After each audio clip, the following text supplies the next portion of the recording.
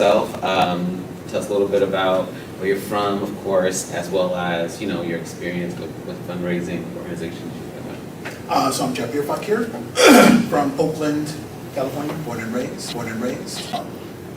I have been in fundraising for 21 years. I think I shared that when we spoke. So since 2002, I have a whole life before fundraising. So I used to be an actor, did all kind of stuff. And so I'm one of those folks who my life changed by 9/11 and decided I wanted to get into activism, didn't really know how. And so I answered an ad in the paper and went to work for an anti-war organization. And they put me knocking door to door and raising money to stop the war in Iraq and Afghanistan. I got politicized, but then they also trained the heck out of me. So I got trained in canvassing and phone calls.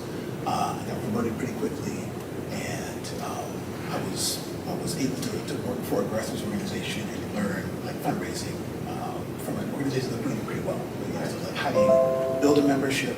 How do you solicit folks to give once? How do you renew them? How do you make monthly donors out of them? How do you make major donors? How do you plan to give them? So that organization was. I only want to pause you just for a second because I know that I've connected, worked with one of those organizations at one point in time, probably for the same reasons, being younger and being like, man, I don't support the war, we got to do something about it. But it was so hard. It was so hard. It was so hard to, you said canvassing door to door, but, I remember also doing things out on street corners, stopping people. We got the binder, we got the table. So are you saying that you either had a knack for it or you were able to learn it fairly fast? What was that experience like? Probably both. So probably personality-wise, it worked and it fit. But I was also super trained. They just trained the heck out of me in every aspect. And so what you're talking about with rejection, it was you were trained not only to kind of expect it, but we had what was called we had Q's and A's or A's and Q's or E's and R's, excuses and rebuttals, E's and R's. And so what we learned is that there were 10 common ones that people are going to have. The most common one is going to be don't have time. Right. If you get through your whole pitch, they'll say, I got to talk to my spouse, or let me look it up later, or there were common refusals that we were trained on. And so being able to have those in my arsenal, to be able to pull out, they worked 10%, 20%, 30% of the time. Yeah. And so because of that experience early, when it happened later, especially when it happened, in person, there's a whole different level of comfort, and people can be physically aggressive. Sir. I'm just saying. but when you're dealing with a higher echelon, you're dealing with people that you're doing less cold calling. I've had a gun pulled on me, because I was anti-war. So these experiences later, nothing's going to terrify you after that. So if I had gone in at a different level, then I might have been discouraged. But the worst I can truly, practically say is no. And once you're able to kind of get through a no and turn a no into a yes, and you see that it works, even if it's 1 out of 10, 1 out of 15 times, whatever. You realize it's just a matter of it's not just a matter, but you can have a say in the outcome. But it really becomes a matter of how you use your skills. Right. Okay. No, thanks. I just have to pause there. No problem. I know that stuff is. Street canvassing is for real. Door-to-door canvassing is for real. Everything else is cake. Right. I hear that. And even just to that point, I know that there is a certain relationship that everyone has with whether we call it fundraising or have other names for it. Insofar as we are not just footing the bills for ourselves, there's just somewhere there's a discomfort and disconnect. And so having that experience definitely, when I connected the two, I'm sure that there are other parts of it that other folks can understand and be like, man, that's so hard for me because I don't like asking for money. I don't like putting out, that I don't have something or whatever. And so I'm just glad that you had a number of experiences with fundraising that are completely different. And to that point, I tell people, when I I train folks, most 99% of folks that I'm training don't have any formal experience. But I tell them exactly that, like we all have fundraising experience, you know, so you may not think of it because it was asking your dad, asking your mom, asking your grandma, asking an uncle. But like some of us have done real, just not with a different label. People have gone and had to ask a church or a religious organization. People had to write scholarship letters and grant applications. And so one thing that I really do think that is unique about kind of me and my experience is that it really is rooted in, well, I shouldn't say it's rooted in, but I'm able to connect to kind of, you know, what really comes from my culture, our culture, and say that, you know, we all have a genius for either people or language or tone or all these things that are naturally inherent to your ability to be successful. Like we all have it, and it's really just kind of acknowledging that there is something that we enter with, and then just kind of building up from there. Yeah. That's good stuff. I still want to know more. So yeah, I don't want to stop you. Just a little bit more about your experience at the place. Sure. So that was what we talked about was the first experience, which is grassroots, door to door, phones, and moved up to being a director of the program, major gifts, and these other roles. And so from there, so again, that's a very grassroots, like, you know, do your own thing experience. And so from there, I went on to work for Cal UC Berkeley. And that was an opportunity to really show to myself, probably more than anybody, that the success that I had, the skills that I learned, translated in a completely different world. So, you know, Cal's a multi-billion-dollar institution, and you know, it's got this multi-billion-dollar endowment, and you know, raises, you know, through athletics and, you know, graduate programs and different colleges, raises millions and millions and millions of dollars from individuals. You know, gets, you know, even at the time when I was there, gets hundreds of millions from the state. And so being able to take grassroots skills to that kind of environment, there was a culture shock. I mean, you know, I ran into a lot of, that's not the way we do things. Right. But I was able to be persistent. I was able to, again, to train a lot of folks. I was working with student fundraisers. And, you know, we had just a lot of success. And I was able to kind of prove that, like, these basic entry-level skills work. You know, to get, we raised close to $4 million a year just from phone calls. I mean, just from getting on the phone every day. Students, you know, calling and raising money, which I still think was the most beneficial, most popular, biggest fundraising program in schools. We just never able to find out for sure. But we did just phenomenal things for a long time. Through an economic downturn, through 2008, you know, that financial crisis. So eventually proving, like, you know, skills work. It's not just luck. It really is work, and that you can train people into. And so, like, from there, like, having Cal on my resume, I was able to go on and do, you know, some light consulting, and some development manager, development director work, and just kind of but every single thing that I've done has been based on those core skills, like core organizing. And so for the last 7 years, kind of after, you know, in my opinion, doing everything that I could do, every role, having experience with all those things, I've been consulting with a partner, a firm called Answer Partners. And so we work myself and a partner and you know, consider ourselves full service, really the ability to provide an entire fundraising department for an organization for consulting. So this is our 7th, it's my very 8th year. Time is going. But we've been doing it for quite a while, and you know, being able to have culturally competent, culturally relevant experience and success has been pretty cool. Right. That's good stuff. So one of the first questions that just comes to mind before we get into the ones we discussed are resources in terms of, you know, great, like you mentioned, great training that you've experienced. Are there certain books, certain authors even that you would say, like, these folks, this was grade A, or this is like gold standard stuff? Like, if you can work on learning from these people, this would be really a great idea. There are 3 that I can think of, and this is just top of my head, and these 3 may lead you to more later. The first is the Grassroots Institute, GIFT, Grassroots Institute of Fundraising Training, GIFT. That is, they do workshops, and I don't know how dated this may be. They have a publication which at least is completely archived. So even if the information is 10 or 15 years old, the skills are universal. And so Gifts Magazine and their Institute of Training would be the first one. The second would be Future Fundraising Now, which is available as a newsletter and a podcast. They're very data oriented. So if you're thinking about what to do and why to do it, you can get some best practices and ideas based upon what's called a donor-centric model, which is what we do should be based upon the donor's interest first. Right? So they introduce a lot of great information, a lot of great data points.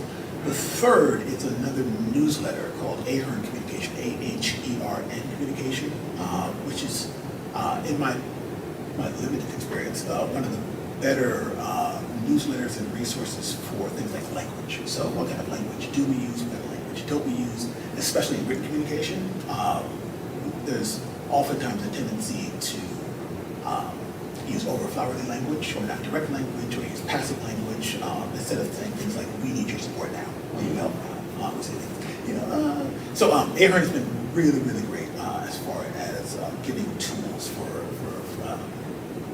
stronger, more effective fundraising language. But there's plenty. Those three, if you look up those three, you'll probably find 10 or 15 more, and maybe some more things better. Right, but there's plenty of resources. There's associations for fundraising. There's AFP, the Association of Fundraising Professionals. There's Indiana University has a nonprofit certification. I mean, there's lots out there, and it really just becomes a matter of like what you find resonates for you. Right.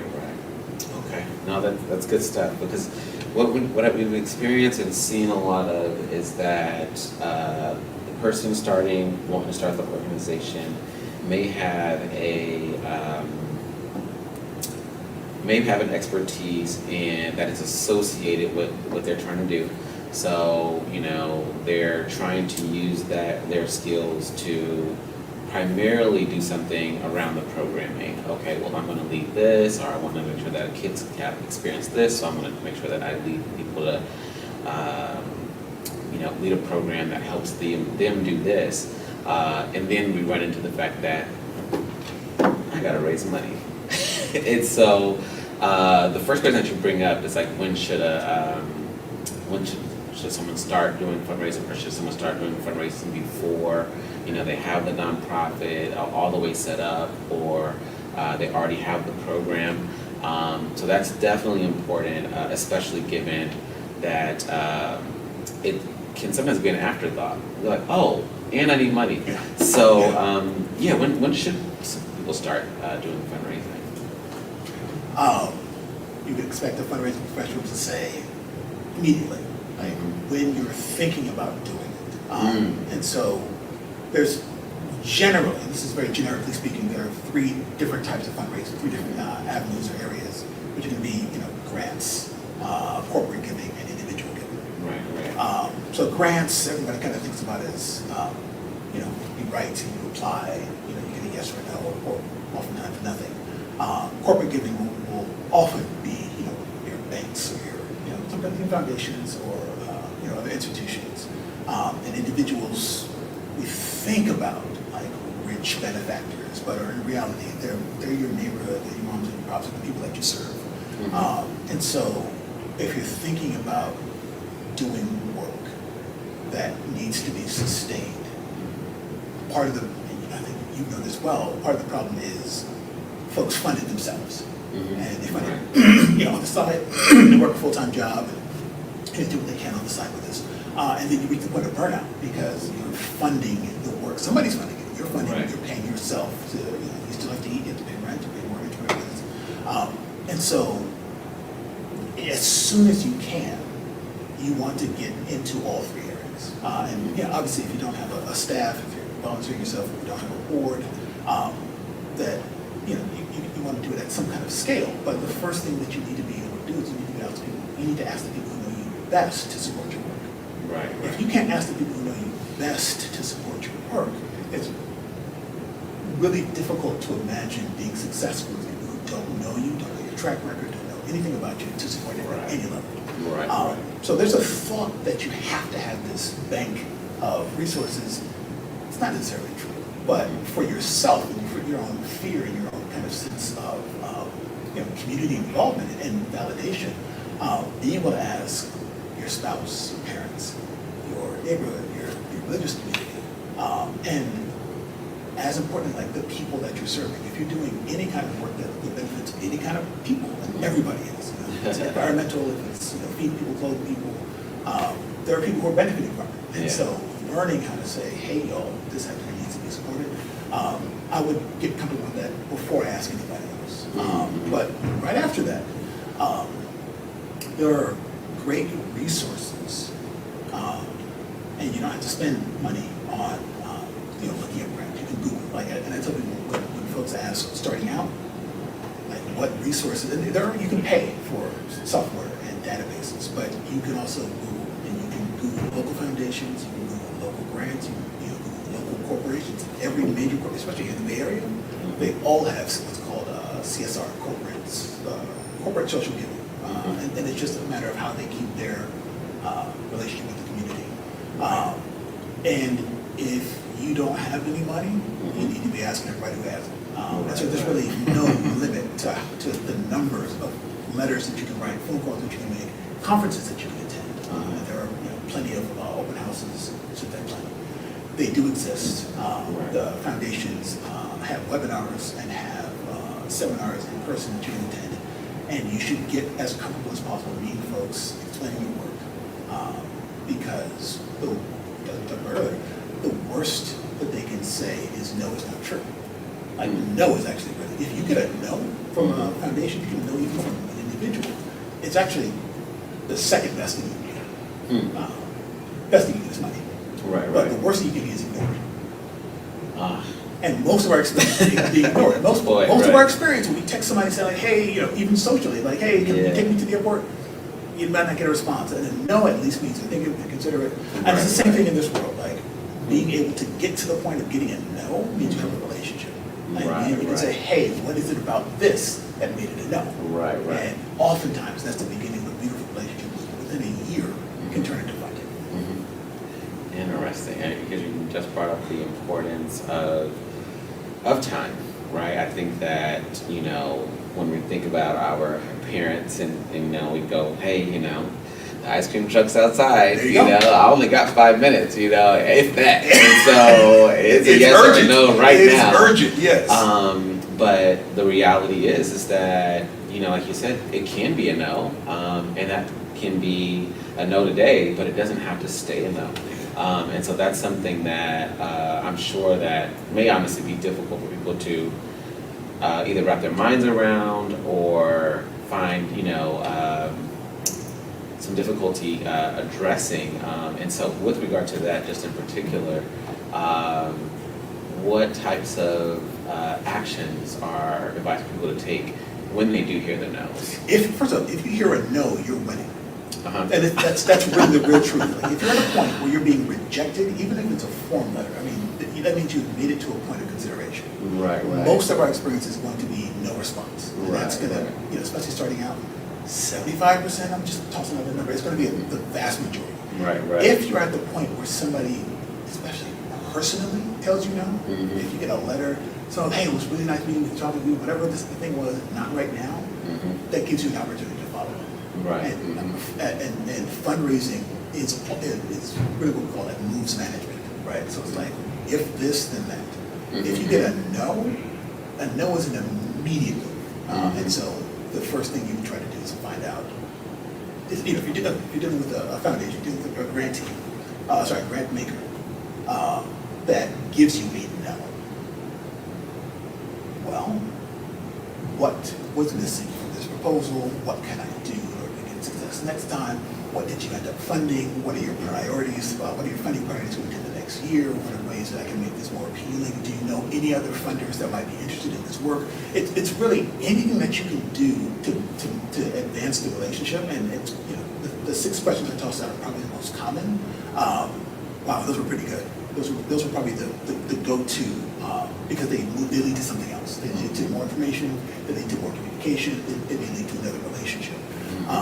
But I would say those 6 were probably like the core and the key questions to ask if you get a no from a funder from a practice. And those are, if you get an answer to those, I mean, nothing's guaranteed. You got money next year. If somebody tells you what to do to get funding from them, you got to pay. Right. You can implement those things, make sure it happens. And then you also can, exactly, you know, he'll check in. Hey, so-and-so, 6 months later, this is what we done this time. I'm going to send you this. I'm going to get this to you. It's just, you have ways to, and fundraising is all relationships. Right. So you have ways to kind of, you know, manicure or facilitate that relationship and make the communication better. And, you know, in a year, you're looking at being in the same situation, but with way more information and, you know, tailored and customized to what that's about.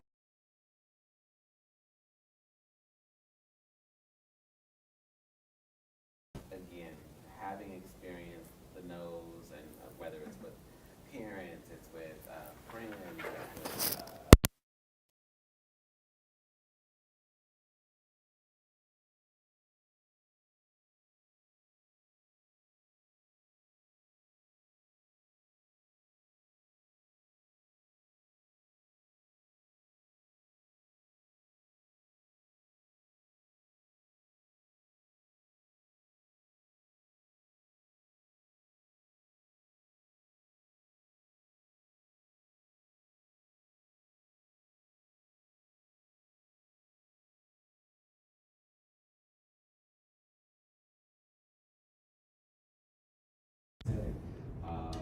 and so I know that that's one thing that I've heard, but I also know that that's not so easy to apply all the time. Oh, it's difficult to take. Yeah. And the only thing that makes it easier is experience.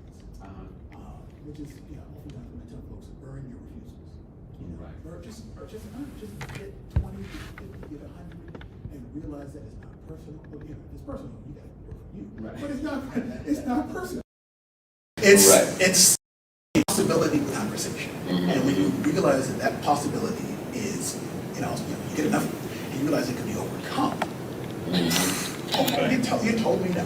Right. And if I'm, you know, if I've experienced it, I've got a little callous to it, then I can, you know, which is kind of why persistence is something that you can train. You can't just be naturally persistent, you also have to be prepared. So as a skill, you can learn what are the ways in which you follow to a no.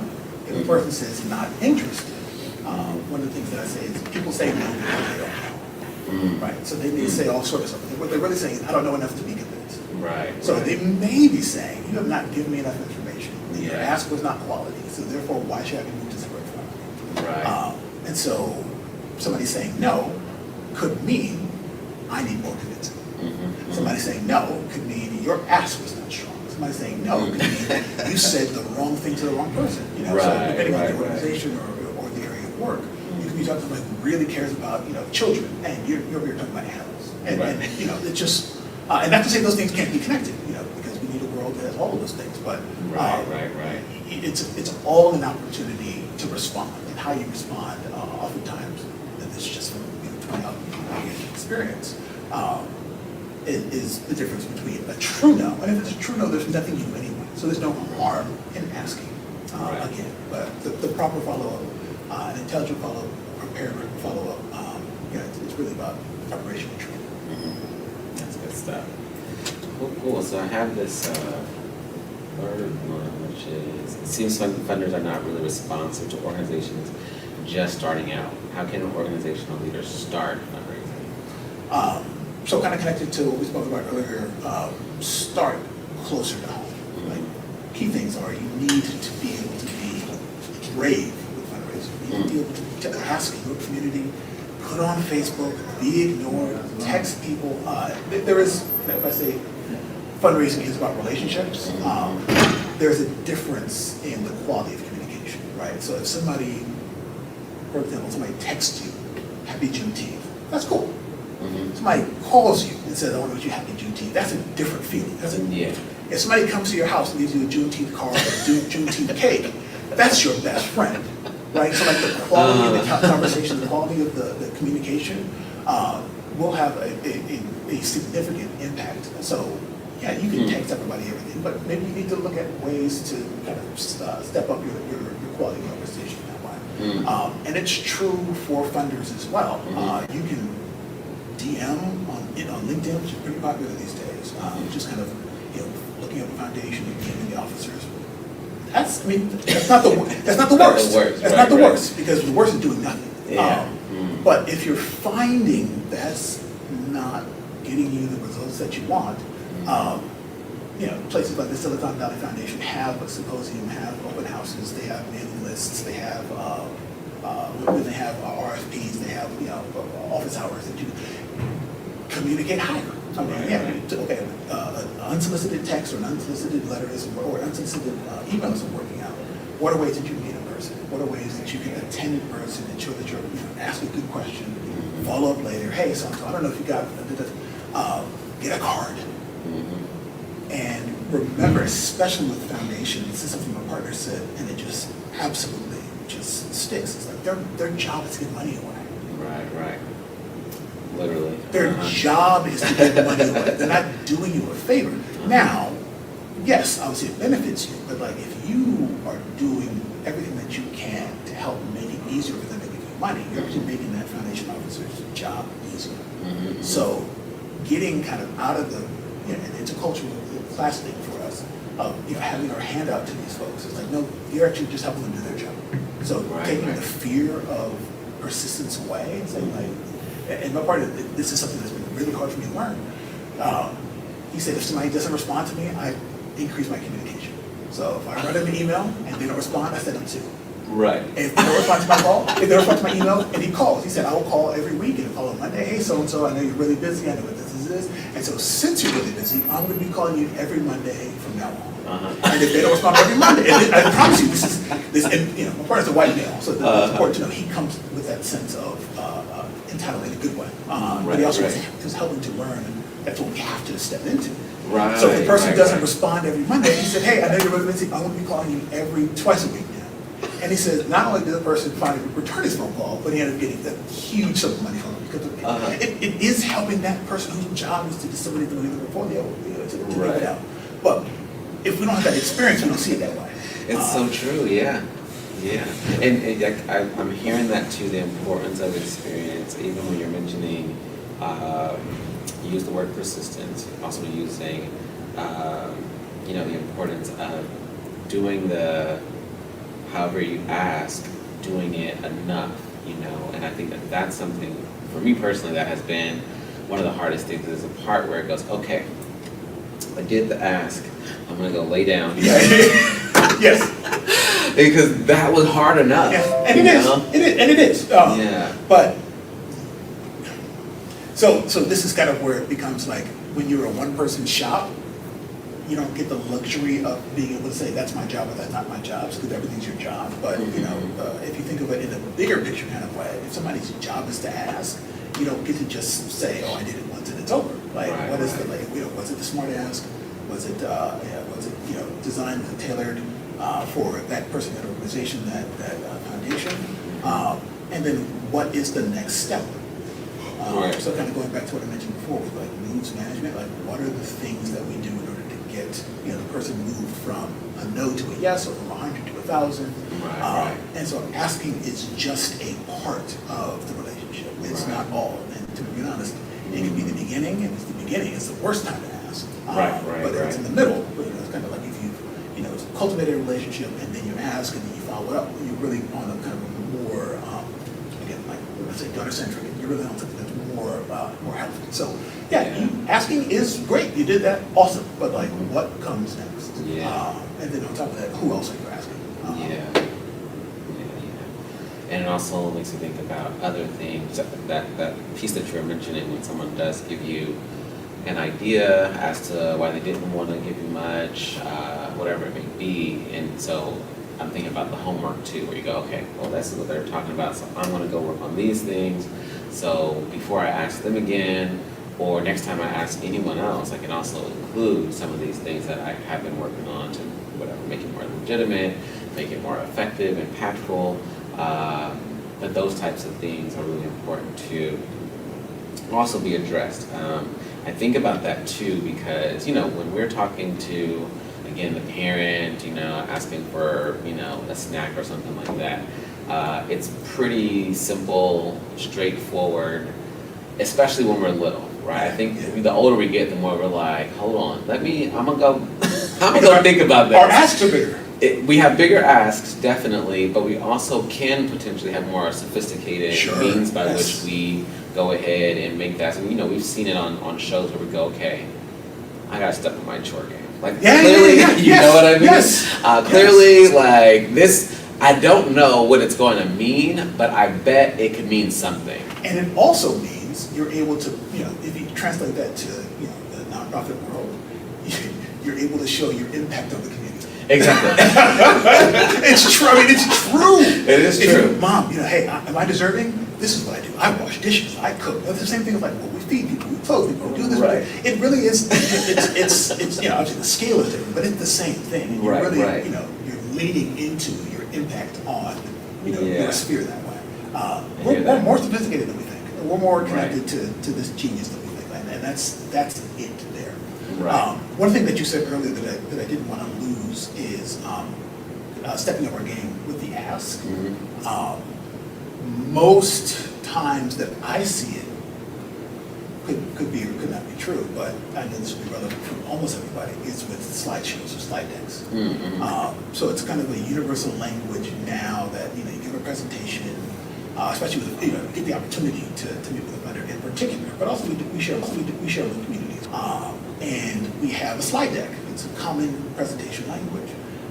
For most of it, it's too long, it's too detailed, and we try to compact too much stuff into it.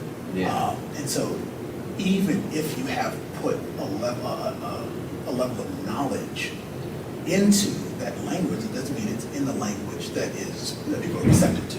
Right. And so oftentimes your slide decks are too long. Mm. So oftentimes when we go to these presentations, you got too much information. Right. And so a general rule, and this is one of those things that I hope people can stick to, is 10-10-20. Mm. 10 slides. Mm-hmm. Not 15, not 20. People have a short attention span. 10 minutes Mhm. means 10 slides, 10 minutes. Your Oh. presentation right? Yeah, I can definitely imagine using those 10 slides for 2 hours. So you can, Right. but yeah, so we don't have to even acknowledge Right. all the possibilities that happen. Right. Somebody sitting there or being not even able to get through it, which is, Oh, right, horrible. right. Yeah. And then 20-point font. 20, okay, so not even. Not a 12, bunch like of- we try to do, right. We try to put all the information in the thing. Because your slideshow is not an opportunity to convey all the information. It's an opportunity to walk people from one place to the next. Mhm. And to be really honest, your slideshow is going to be more paid attention to after you leave or after you have a meeting or maybe to get a meeting. Nobody's reading books on their phones or on their tablets about stuff that they don't know about. You know about the stuff. So Right. if you're in a conversation and there's you have a meeting, you're at lunch, that's your opportunity to go into more detail. But your slideshow is moving from one point to another. It's it's almost telling a story. Yeah. So 20-point font will keep you honest. Right. Interesting. 10-10-20. Right. Change my life. Right. Short and sweet, is that? Well, if we think about it, and I'm unfortunately guilty of this, but if you think about it, the people who talk the most and the longest are generally the ones trying to pull something on you. Uh-huh. Oh, it's got this, it's got these features, it's got the and they go on and on and on and on, thinking that if they overwhelm with information, it can be broken down. Yeah. God, can I talk about Terrence Howard here? Okay, yeah. But if you think about people who just talk, it's not a sign of expertise. It's not a comfort. It's what I said makes sense. Right. So and I'm guilty of yapping a little bit extra, but the real strength, we think about the best speeches are slow. Interesting. Yeah, I have a dream. No, that's it's just what I'm telling you is based on fact, and it might be 3, 4, 5 paragraphs, Right. but it's true, and you're able to walk people from one experience to the next. Right. So yeah, short and sweet might be closer to the truth than trying to give every detail that we can, which is just And not it's, the opposite. honestly, you brought the name up, so my mind went on this, exploration, if you will, of me thinking, insofar as Terrence Howard has points, it just doesn't land. It doesn't land. And I go, he might, like I said, he might, but my mind isn't intrigued enough to go, hold on. Tears, what about what? Okay, so the periodic table was what? I Way never, formatted. yeah, like it just wasn't that, and so I on one part, it pains me, because this has literally been a discussion. Mm-hmm. People have been like, yo, like, what are you guys thinking? And I'm like, I'm glad you brought it up, because it may have validity, and I'm sure that we've been in environments where people had a completely different perspective about something that we could have swore we knew about, and it blew our minds, and we go, oh, time out. The way you just put that, Yeah. you just put it so well. Yeah. Whereas Yeah. we've also been in a place where we go, I don't even care, dude. Like, don't get me wrong, you might even have a point. You might. But guess what? We're on the BART and you haven't taken a break yet, and I'm about to miss my station because you're trying to overwhelm me with this stuff. And that, to me, that's just a sign of BS. Like, just think about people who are, the thing you just mentioned of like, the thing that hits you, Yeah. it's never a paragraph, it's a point. Yeah. Now, again, that doesn't make it true or not, Right. but that makes it powerful, that makes it relevant, makes us receptive to it. Yeah. And juxtaposed to Tyson Neil deGrasse, he could tell you lies, but the way he tells it to you, you'd be like, oh man, that brilliant guy. He could. I'm a follow. Yeah, because he doesn't even have to go into Verbal, all of verbal that. diary, verbal vomit. Yeah. Just every single thing I can say on something else. Yeah. So again, I'm not an astrophysicist, I'm not a Interesting. PhD, but I have enough experience with BSers. I've lived in the Bay, I've been around people enough to know. The whole point is it translates in that same kind of way. It's like you just can't overwhelm people, especially when you want something from them. You have to kind of give it to them in ways that they're digestible. And so specifically with the slide deck, but then also if you're in a position to ask, your ask can't be based on every single thing that you do, every single thing that you know, every point of information, every data point. There's a structure. Even with the structure, generally, it's not always, but generally, it's going to be problem, solution, success, strategy, ask. Problem. Yeah. So we're in a conversation, we agree on the problem. Man, the world's messed up, ain't it? Yeah, we'll talk about this for a minute. We're not going to stay on the problem. We're going to make sure we have agreement on the problem and move on.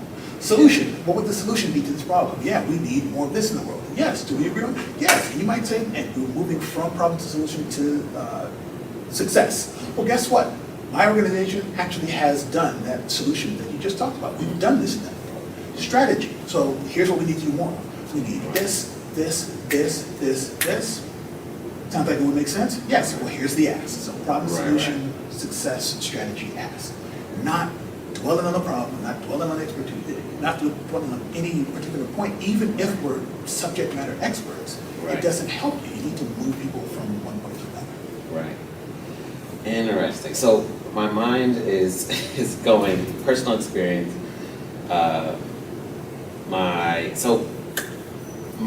One of my expertise, if you will, has been like personal finance stuff. So it's been like, okay, this is the problem, we have this much and we spending this much, or I'm spending this much and I only have this much. How do I get from point A to point B now? I'm only spending this and I'm still accomplishing, what I was trying to accomplish when I spent that much in the first point. And I remember bringing my not personal situation, but talking about our money situation at home and going, okay, this is how much we have, this is how much we're spending. And at first it was, this like frustrated rant, if you will, this is what's going on, like what the heck, hey, why are you, turn that off. Yeah. The whole the lashing out, right?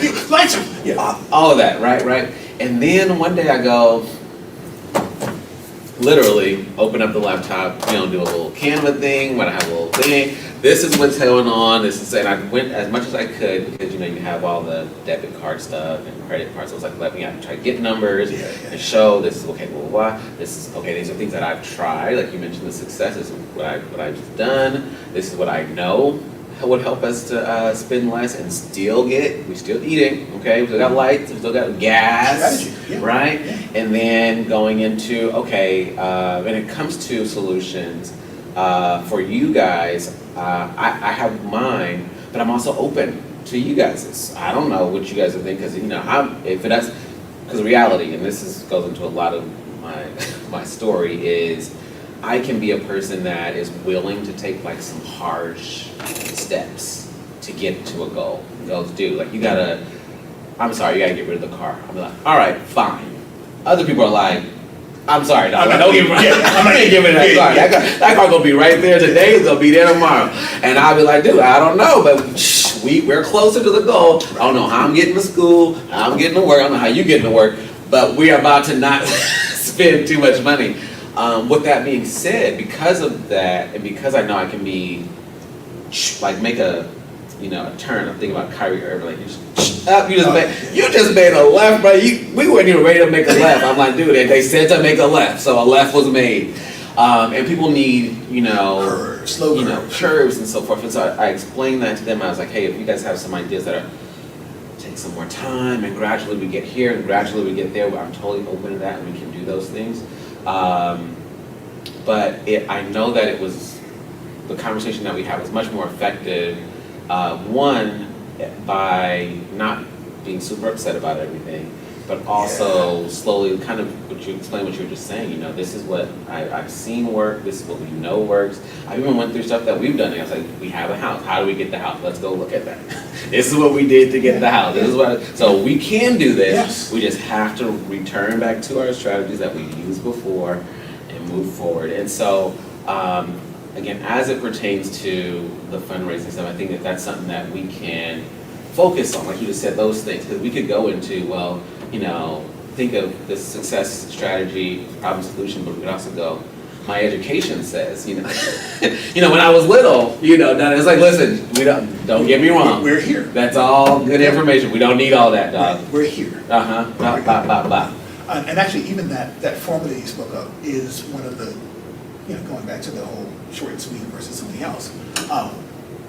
It's almost impossible. This is more like a psychology type thing. It's almost impossible to get something from somebody if you don't establish agreement. Mm-hmm. Right. So what you spoke about was you could have preached and lashed out, right?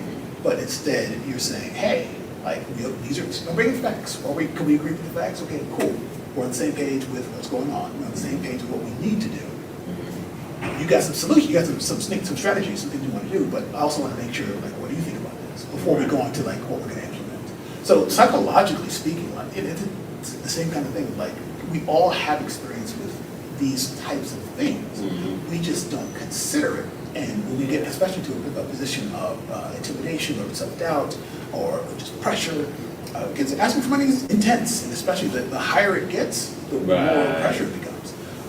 But being able to lean into the fact that you've probably done it before, you've probably done it for stuff that's way more serious, way more life or death for you, and being able to put, and I do strive to do this a lot, being able to put ourselves in maybe the other shoes or in situations that relate, almost like as much out of body as you can do, will help you to refine what you're saying and what you're doing.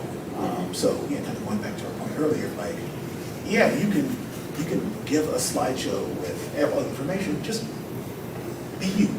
You're receiving this. What are you doing with this? Somebody you don't know is giving you 20 slides with really small font with links that go on to the history of this, and sometimes stuff that's really fascinating. Right. But you're you now. Somebody else is sending you their stuff on this. Are you looking at it? What are you printing it out?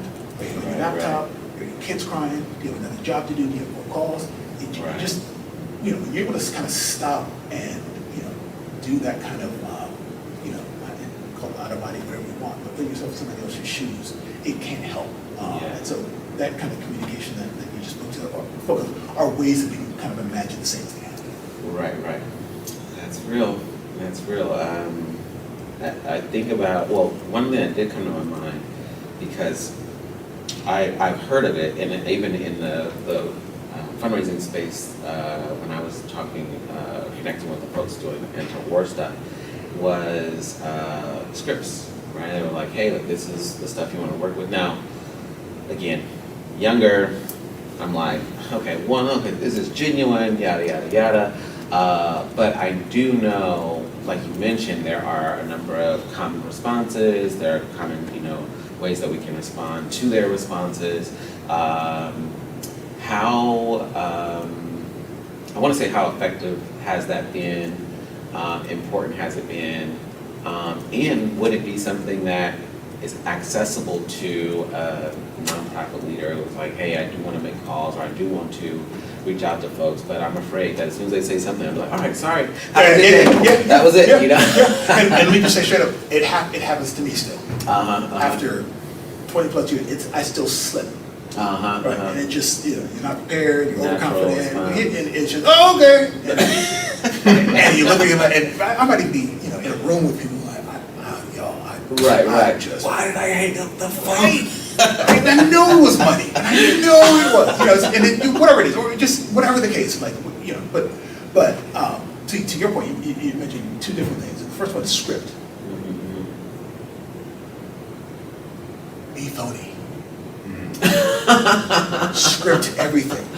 Interesting. Okay. Now, of course, the difference between a script that goes, "Hello, sir, I am here to talk to you about vacuum cleaners," and knowing like what you're saying. So I was part of the reason why I was especially early. It would be so successful because I built a fantastic script every 2 weeks based on the news. Think about 2002, 2003, 2004. This is 9/11, Bush, war. So there's always new things coming out in the news. And so, every 2 weeks I would build, 2 or 3 weeks, build it based on whatever was happening in the news. And I would script it word for word.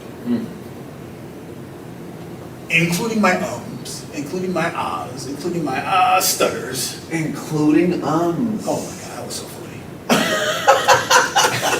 I just did a podcast yesterday, and I had like points I wanted to make, and I did the same thing. When I read, I go, and you knew what to say, but you just know. threw it in there. I'm reading it. Right. I gotta read it like I'm not reading. Yes. And so I'm not on. Yes. I have never heard that in my life. Oh no! I know I'm not the only one. I know. Yeah, and then sometimes I even repeat it, like I said. Well, you know what I mean, like Come on. and then I go for a little bit so they can see clear articulation, and then I'll pause, and be like, and and because it makes it sound like you're thinking. It sounds like it's coming from a genius space of your brain instead of the prepared place of your brain. Right. And so for repetition purposes, especially, it helps you to get through a bunch of material that you know top and up and down, and you repeat it 3 or 4 or 5 times. Right. I know. No, that's That's a thing. because especially when I got the email that said it's not suggested that you read from a script. I knew that I had to read the script. But you want to be specific. It sounded like I wasn't. You want to be reading. specific. You don't want to miss a point. You want to make sure you're saying what you're saying, so you're scripted. So that is.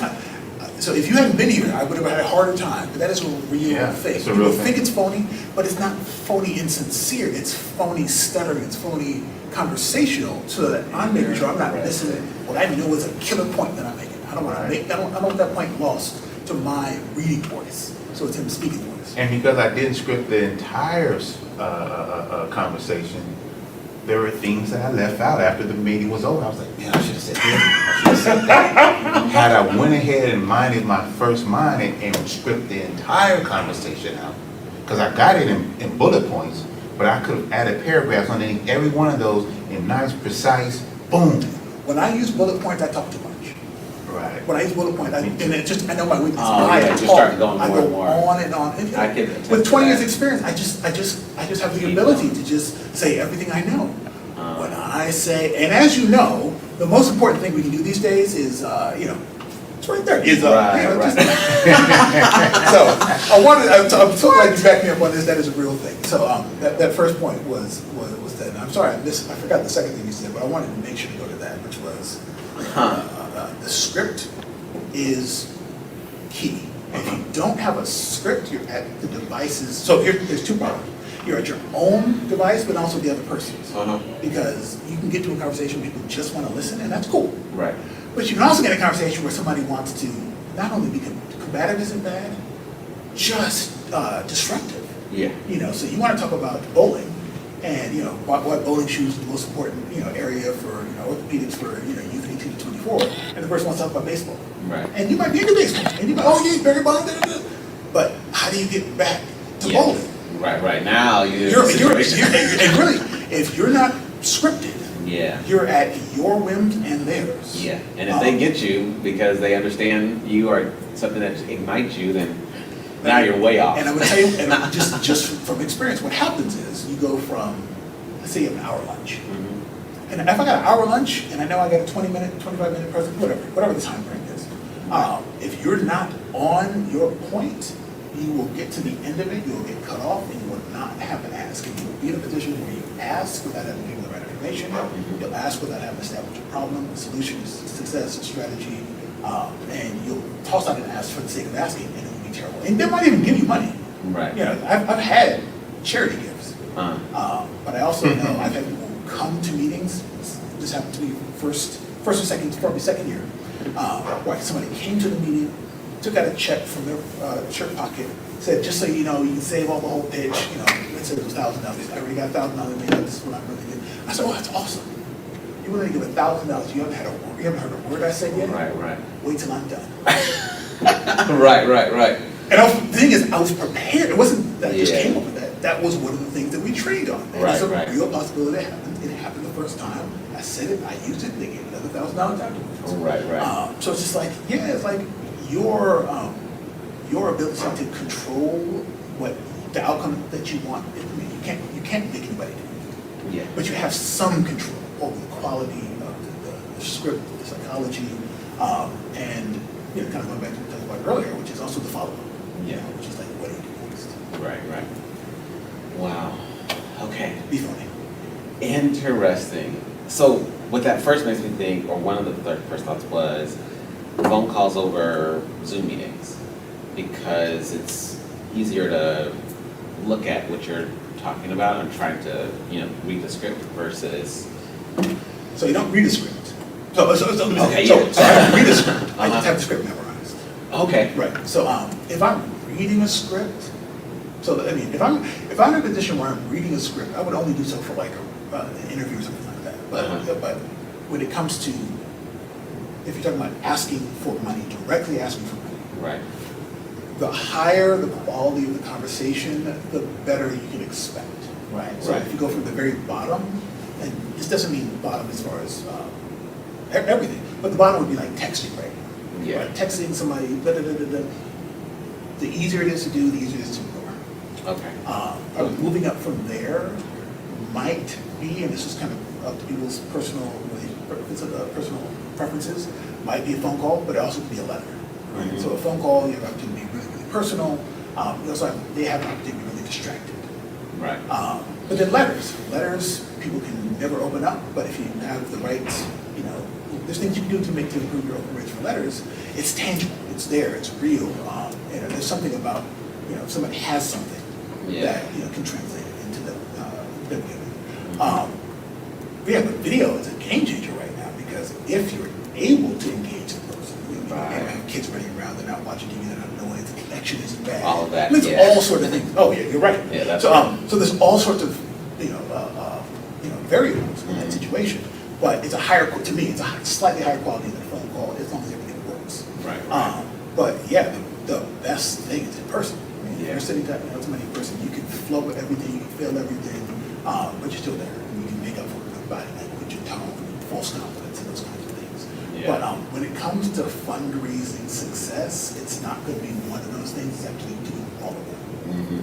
So that's called like a multi-touch strategy. So you call people and you text them, you send them emails, and you send them letters, and you try to meet with them. And the more you do all of those things, they all reinforce an affinity and an affection for your cause, and really, to be honest, and for you. Right. Many cases, if you're like a fundraising professional, many cases you'll find that people buy into you as much as the org. They like you. Sometimes they'll follow you to different organizations because they like you and they like the relationship. That'll happen less likely over text, more likely if you're able to have lunches, invite them to things and stuff like that. So to that point, I would say a phone call would be under Zoom, but again, Zoom stuff can go wrong. Stuff you can't control. Right. Interesting. Okay. Because again, that one was one I wasn't ready for. Not only that, I was thinking about it this week though, because, so I follow, there are certain speakers that I love listening to, and one of which is David Goggins. David Goggins has a number of videos where he's interviewed and he's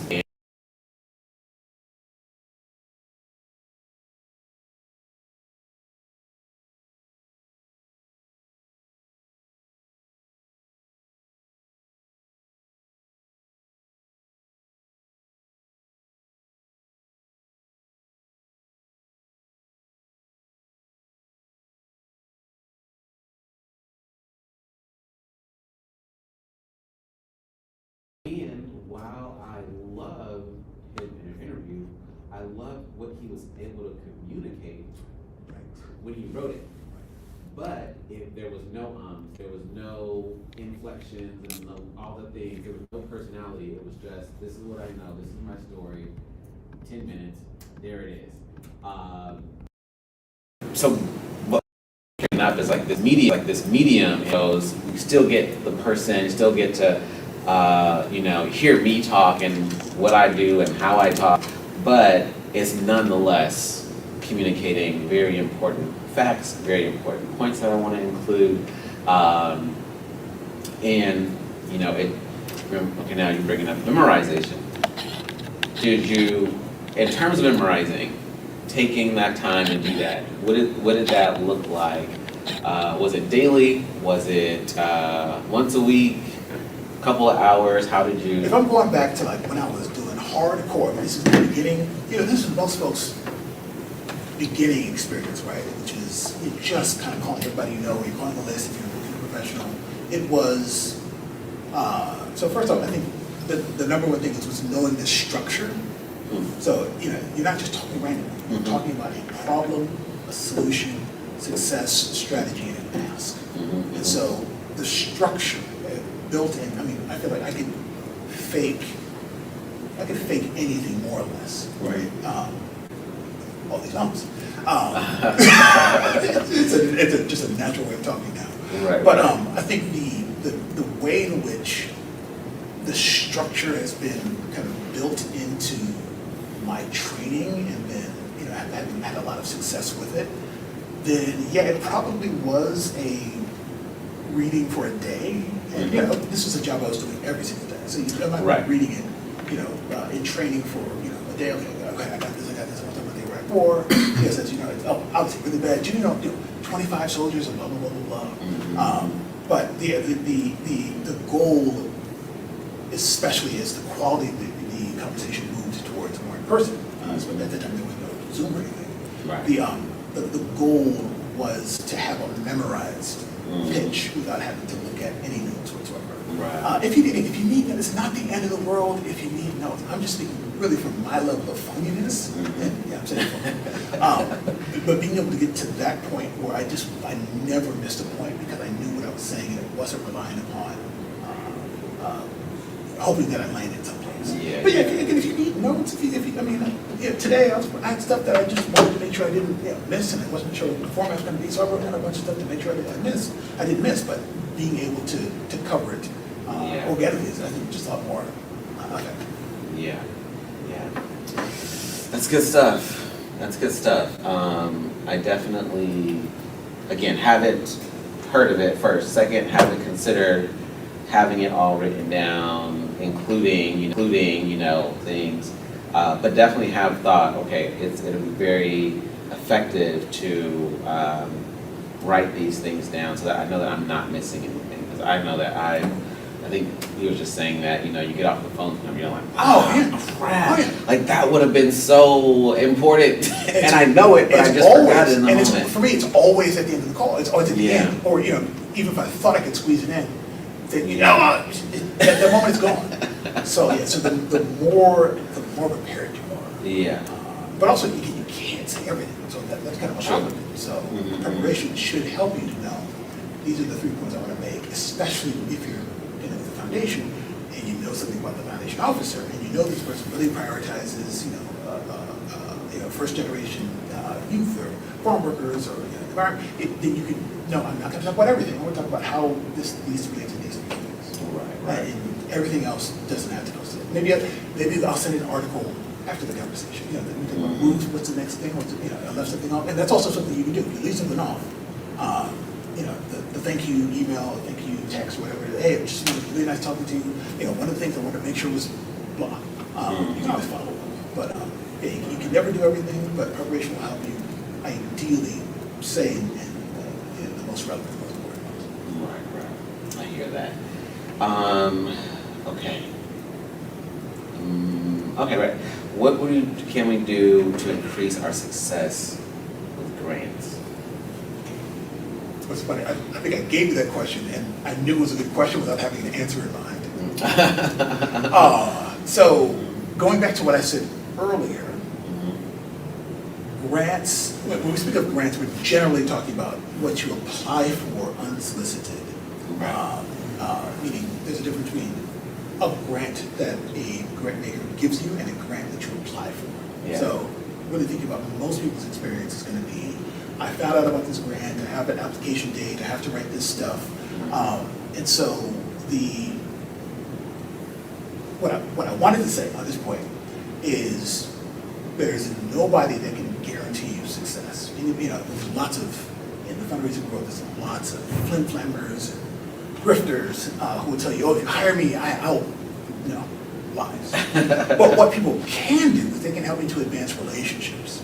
So if San Francisco Foundation is having an RFP, request for proposals for a grant, you know, $10,000, $50,000 grant, there's nobody in the world that can tell you, oh, if I write it, I'll get it for you. Yes, there's better high quality writing, and this is all true. What will really help you is that if you have a relationship with the San Francisco Foundation. And so the reason why that question is important is because what will help you go from a bunch of no's or form letters or really nothings to the point of getting success with those grants is having them know you. The best, I mean, I'm in a position now where I can text and call foundation officers who have been working with them for a really, really long time. But all of us aren't there. So you get there by going to their seminars, joining the webinars. If the grant application has an opportunity for a phone, you know, and they're often, even for small private foundations, if you have questions, you know, call or send an email to this number, ask them, ask for a conversation. And you know, any of those things are opportunities. If you get a no, if you get and we're speaking particularly of the follow-up opportunity, you have an opportunity to follow up. There's not a lot in, you know, if this was, you know, at a conference or a seminar, people would get really upset with me saying it, but it's true. Like, grants can be done by interns, grants can be done by college students. It's just do that to be a quality writer, and you as the leader have to have the ability to give them what they need to write to answer the question to the best of their ability. There's no secrets as far as quality grant applications. What there are is getting to the point where the person's saying, okay, and it works like this, you're in my yes. I'm going to tell you what we're looking for when we're scoring these things. Yeah. So make sure you highlight, you know, power building. Make sure you highlight, you know, economic opportunities and development. Yeah. So getting to that point is about establishing, maintaining, advancing a relationship with the foundation. There's no easy way, but everything is a way to do it. Right. Including, obviously, as I said at the beginning, if you do get a no, find an opportunity to ask why. Right. That, you know, I can't even, I have so many of those examples that I can't even think of a specific one where it's a natural thing where getting to hear, well, actually, you know, the people who we granted were doing it. Oh, well, okay, so you're saying did it? Okay, well then, and then 6 months from now, getting prepared, and then them telling you, okay, I'm looking forward to it, and you know, maybe even less than a year, you know, getting a call before the grant and saying like, hey, you know, we got some discretionary money here. It's a formula that's worked. So again, I can't even think of the one time that stands out, and it's just so follow up, you know, to a no. It's just all how you follow up, how you advance, how you improve the quality of the relationship. Right. That's good stuff. I mean, my mind is naturally thinking about the correlations between sales and fundraising. And I feel like they're super similar. I mean, thinking about, again, who you're talking to, knowing what to say when they're like, oh, no, not today, like you just mentioned. Because I'm actually always, I'm really big on my, I gotta talk to my wife. Oh, God, yes. Yes. That's Easy out. I'm talking about an easy out. Oh, yeah. Now, sometimes I really want to, and I'm like, don't get me wrong, I will call you back because I do need to talk to her. And other times I'm like, if only she would approve. You know how she is. You know how they get. I'm gonna take that up. I'm not married. I've used my wife for so many things. I said, when I get married, everybody's gonna hate you because you've been the reason why I can't buy this, I can't go here, I can't do that. It's real. It's real. It's such a good one. Oh man, it's such a good one. But guess what? It can be overcome. That too. Yeah, and now I haven't tried to overcome, but I've had people try to overcome it for me, and I'm like, yeah, like don't get me wrong, I still need to do this, yeah, it's been it's been a thing, but all that to say is I really think that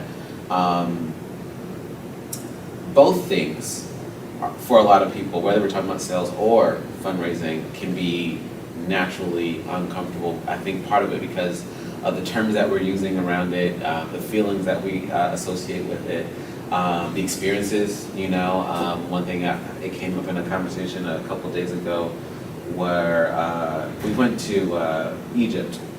That was the time where we were sold the hardest, so aggressively, where it was like, Habibi.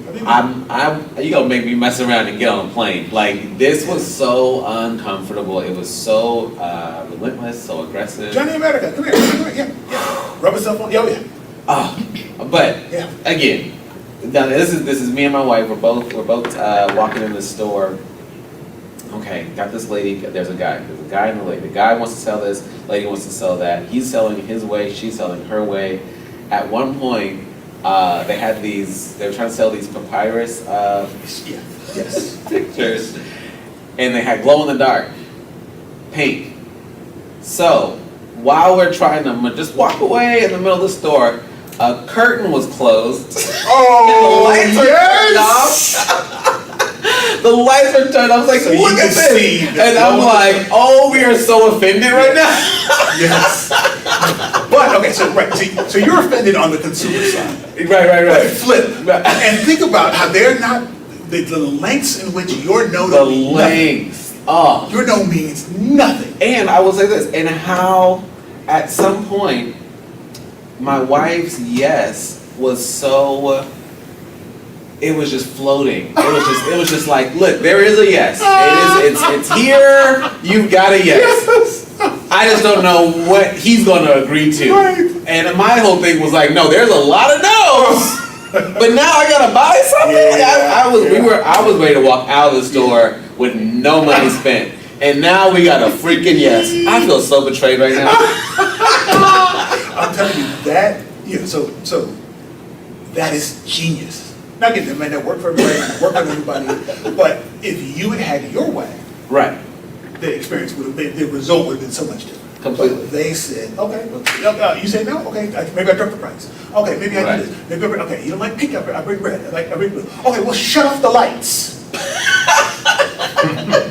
Now, not only can you not leave, You can't even leave. I didn't think about that part of it. You can't even leave now. I never had a curtain closed, so I don't know to be like, oh yeah, no, you just go over there and you open it right there. But I don't know where the exit is no more. Then you're fumbling. Yeah, right. No.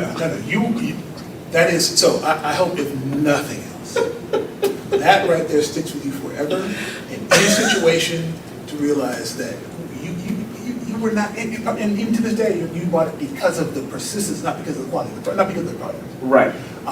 And so, to that point, I want to give y'all something, and this is giving away the game. Mm-hmm. This is what we paid you for. I'm giving y'all this in the hopes that if you're in the situation, Mm-hmm. you can do something a little less aggressive, Right. but as effective, if not more. Mm-hmm. So there's what's called ESNARs, excuses and responses, excuses and rebuttals. Have to talk to your spouse is a common one because it's so good, it's almost undefeatable. So most of us can't do them, stopping people physically. Right. But this works 75% of the time. Mhm. Now again, so everything depends upon structure. You cannot talk about money if you have not established the problem, the solution, the success, and the strategy. Mhm. If you're talking about money, that's because they got you off your script. They got you off of your path. Mhm. So if they're saying, I got to talk to my wife, and you haven't done the other stuff, you haven't established the agreement, then you actually need to, talk to your wife for what, talking to me? Mhm. Okay, great, we're talking. So we're talking about this now. So we're agreed that the problem is bad, right? Right, right. We agreed that we need a solution to the problem, right? We agreed that that if we had this strategy, this report, I'm telling you, our success, we've actually done this. Do you believe that if we had this strategy, this would make sense, right? Yeah, but, so I'm asking for $1,000. Mhm. Yeah, that's my wife. Mhm. No problem, I would too. So here's what I want you to do. Not a blank, but. If $1,000 sounds like the amount you want to talk to your wife for, why don't you do your half now, and your wife do her half later? And if she agrees to it, cool, and if not, at least you've done what you do. Uh-huh. And most people will say, no. Okay, well, great. I understand, it's a lot of money. And this is where sales, fundraising, it's the same Right, thing. right. The only difference is you're selling a feeling, you're selling involvement, you're selling, problem solving. There's no material product or service that you need. So what amount does it sound like you think that you can do? Because what I want to do, I don't want you to have to go home and think about it, forget about it. And again, we're not dealing on commission here, dude. This is like literally about saving the whales or whatever it is. Right. So if it's not 500, what half can you do? Can you Right, do right. 250, and then maybe with your wife you do 500? Here's my card, call me later. So that excuse is Right, really right. about how do you empower the person. But it's a woman thinking about her husband. Right. If you Yes. feel it, you can say, well, I know we're not living in the days where a wife has to ask about her husband, so it's definitely about the amount, right? Right. Berkeley? 100%. 100%. I know we're not 100%. living in the days. 100%. Oh. 100% success. Uh-huh. Because she can't say that I was offending because I was speaking on defending her and her Right. husband. Right, So it's right. just about, you might get 50, you might get 100, you might get 500, whatever. But it's just about how do you empower that person to make a decision and take away this. I understand. You guys talking about Right, major right. decisions? Sure, so let's make it minor. Right, Let's make it right. half of major. Right. And that usually works out pretty well. Right. Okay, so I do have to ask this. I just want to take this note. Make there. So I think about this because I feel like what salesmen are able to do is get me to get things I have no interest in having. However, there are purchases that I've made where I go, this has been more valuable to me, whatever, my family, whatever my situation, than I would have ever imagined, right? This purchase changed something very important to me. And no one sold it to me. It was just on the freaking website or it was at Okay, the freaking so store. it was the quality of the product itself, not the pitch.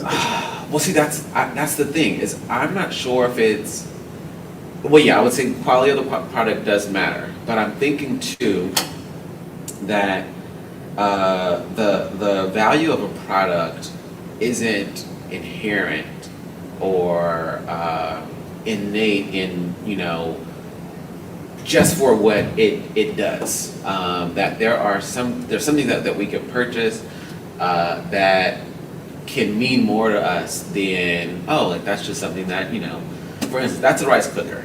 Like, yeah, that's a rice cooker, and this is what it does. Gotcha. And that's a good rice cooker. Gotcha. Cool. But that rice cooker helps me to save how much money in what situation, Gotcha. or allowed me to eat healthy Yes. and lose how much weight or gain whatever I'm trying to do. It's the rice cooker. Don't get me wrong.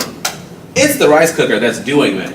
But my interaction, my relationship with that rice cooker is making the rice cooker much more valuable than whoever is selling it at whatever store.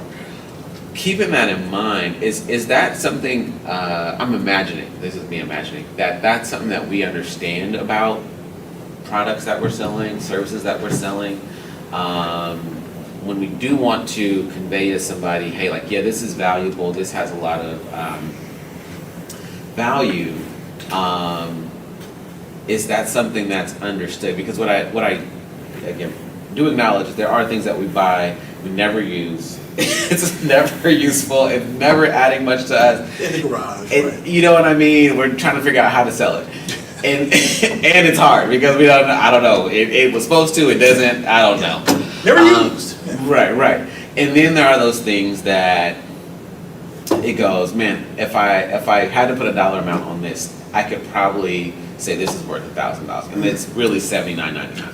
For what it means. Yeah, for what it does. Exactly. So for me, that's the air fryer. Uh-huh. For me, that's the air fryer. Right. The air fryer is that, it costs $40, $50, $700. Right. But for what it's done to my kitchen game, the ability to have Yeah. these things that I haven't been able to have, what comes to mind when you're kind of making that translation to the nonprofit, so there's obviously a utility, right, with these things, and that's air fryer. Just can't escape my mind. I'm Right. fanatic about air fryer groups and books and Oh, recipes. really? Oh, I'm. And I cook shoot. all of the time, but the air fryer is just special. Yeah.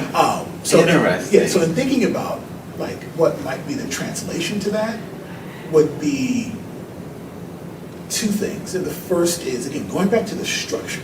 So if you think about what's a way to make somebody feel that way about your cause, if you just weasel them for money, they'll never feel that way. If you're able to have a conversation that walks them through an agreement on the problem, and so, I mean, that's why the structure of it is so daggone good. An agreement on the problem and the solution. You're able to do a little bit of establishing your success. So you're not going to teach them everything. Right. We've been successful with this thing, and this is the strategy which will help solve the problem. Right. So the problem, solution, success, strategy, and now you're part of the solution.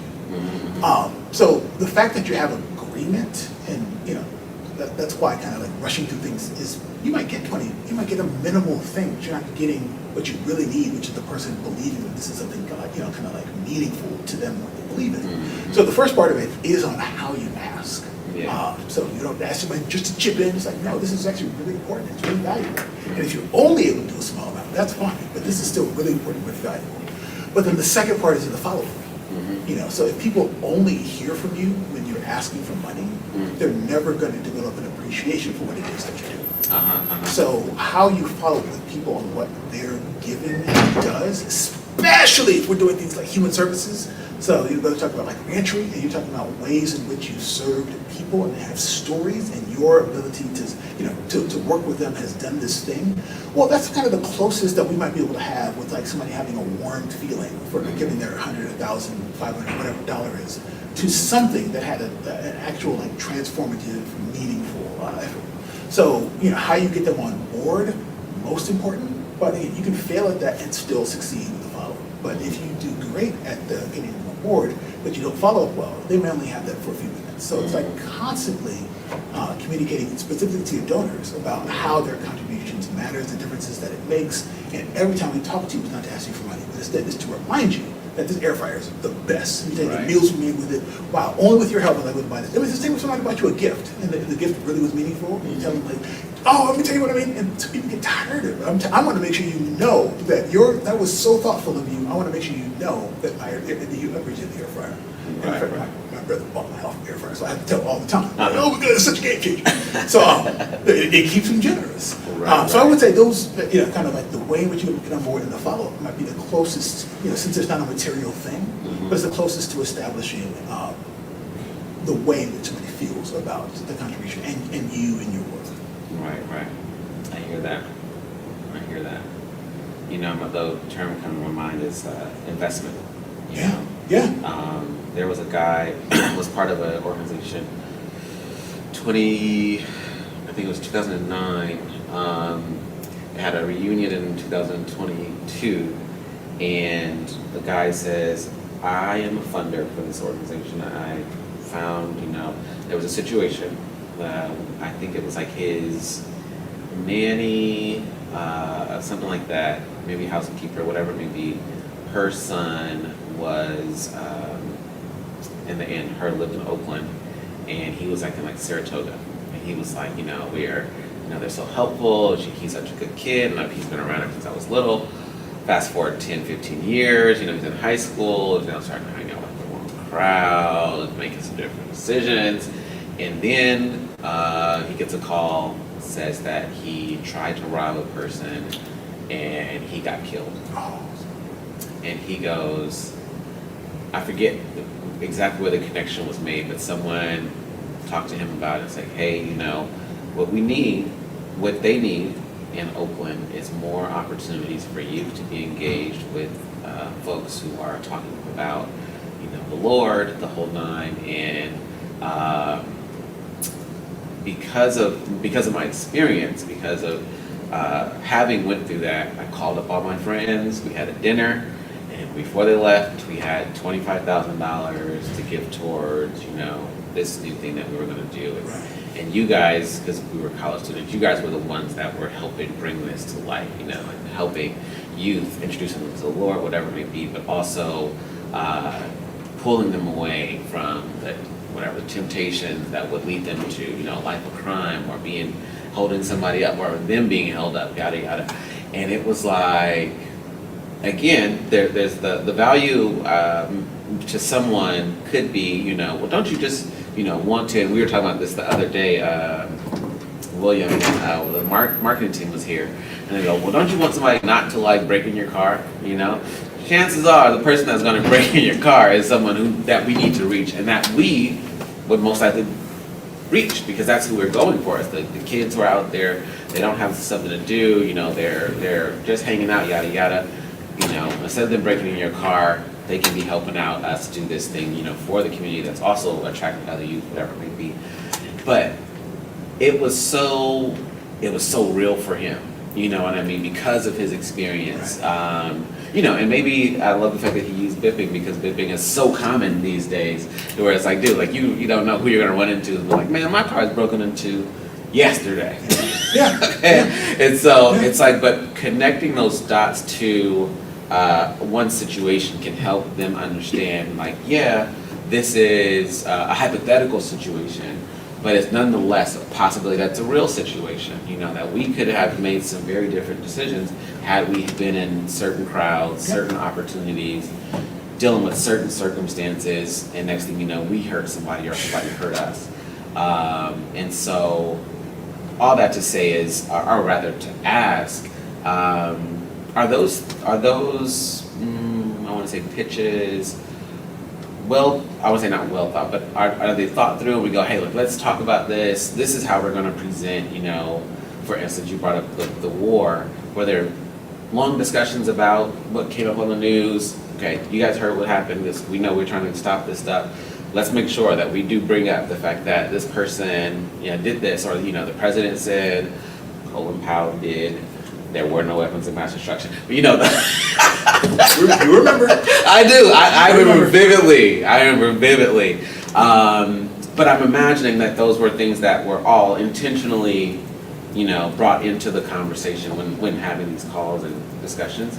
So what you, and first off, God bless you for that work and effort, and that's just, I mean, the more personal it is, the more meaningful it is, right? But what you spoke of is the structure. I mean, and you know it even without knowing, you know, this psychological stuff. That's the structure that works. So the problem, obviously, is you can't dwell on the problem, Right. but you have to establish agreement. And so sometimes that may be a lengthier conversation on statistics or personal stories or you know, whatever it may be. But yeah, it's a natural thing. You can't ask somebody to become a part of something without establishing that it's important. Yeah. And so the thing that I caution people in their scripting, and that was a scripted event, even if it was just, you guys just knew that we were going to do it, you just know that I'm going to talk about that. So I only caution people not to stay on the problem. Yeah. Because talking about the problem, bringing the problem up is empowering because it establishes agreement. Right. Staying on the problem is actually depressing and it brings up hopelessness. So you have to have the right balance between it's all bad and then moving immediately to here's what we need. Right. What inspires hope. I mean, just give me your dream, okay, right? Well, every black boy having a mentor, okay, it's okay to say that. Right, right. Now, what would it take to make that happen is a different thing, right? Right, But let me right. tell you what we've done. We've given 50 mentors. Right, right. So as you said, isn't it realistic that we're the ones who are gonna do this in this kind of way? Okay, great, so that problem, solution, success. Strategy is we need to get 50 more, we need to get 100 more, we need to get 500 more, whatever the thing that we're asking you to give is. So therefore, that's why I'm asking you to do your part. I mean, I hate to say it's common sense, but it just is. Like, you don't Yeah. need a fundraising consultant to tell you these things if you are intentional about your process. Yeah, And so you yeah. guys did that because it made, probably because you're, so connected to the community and to the issue. We get away from it because we're often doing everything and doing so many things that we're not able to actually stop and be like, what would be the most effective? Well, and going back, what would we do in our personal or professional lives? Yeah. So yeah, absolutely. So the only warning is, once you establish that the problem is bad, you gotta go immediately to hope. Yeah. So because otherwise people will walk out the room saying like, "Damn, Oakland's messed up. Oh, yeah, Bay Area's messed up. Black people are messed up." But once you're able to say, this would be amazing to have, right? This is what kind of world do we want to see?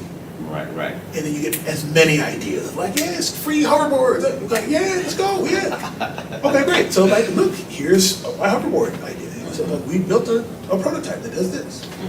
So we need to get 10 in the hands of East Oakland youth. I mean, it's a natural.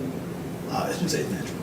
It's a way to walk people through, to get them to a point of empowerment and that they can do something they should do. And if they don't, they actually miss the opportunity to be part of the solution we talked about, and we agreed upon earlier. Right. No, that's super, super key. And again, when it comes to asks, are there normally goals? I feel like a baseline goal is important, but if we're talking about, honestly, the money that, or rather, what we're trying to do here is invaluable. It is literally priceless. You don't want to also kind of like aim too low because it could be, so how do you make sure to keep it open and not keep it so open that you're like, well, here's $5 or here's and that's very, very, very, very true. So there's two different kinds of goal setting, right? So one goal setting is, for you as a nonprofit leader, you have, hopefully with the board, with other folks, you have actually what it takes to do the work that you do. So it may be $50,000, it may be $100,000, it may be $1 million. I mean, there's multi-million, there's $100 million organizations out there. Education, billions. Right. So that goal setting is, that's real, right? And that's a real thing that really should be on paper. Like our programs cost this much, or blah, blah, blah.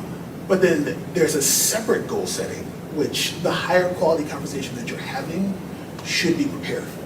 Right. So if I'm just in a very general calling everybody that I know, if I'm just calling people that I don't know really well, I'm going to say my work is worth $1,000. Just making that up. But if I know my homeboy works at Google, or Google's trash now, but it works, making a different figure. I know this person has a different kind of life. Then I'm going to set a different goal. And really, it's not called goals. It's actually called targeting.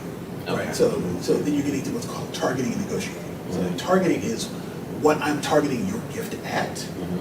So my standard target unknown is 1,000, because 1,000 is both really high, but also, it's not, there's so much room that you can go without getting to desperation, right? So it's like if someone gives $1,000 gift, that's a big deal, no matter who you are. But if 1,000 sounds too much, then you actually need to do what's called targeted negotiating. Negotiating, you go down by half. Yeah. So if I ask you for $5, you're my bro, and I'm like, oh man, here's the thing that I'm doing, $5,000. You're like, oh, whoa, you got me all sized up wrong. Okay, well, look, my work is important. Right. I'm not, and the thing we might want to do is, oh, I just have to ask high. No, my work is important. I have to ask at that level because, I told you about our budget, what we're doing this way. So if you can't do that much, can you do half of that? And I'll tell you, if you do half of that, I will get, this week I'll get on the phone, I'll push someone else to do the other half because the work is that important. Right. And so targeting is about being intelligent about what you start with. So, that's a different kind of goal setting.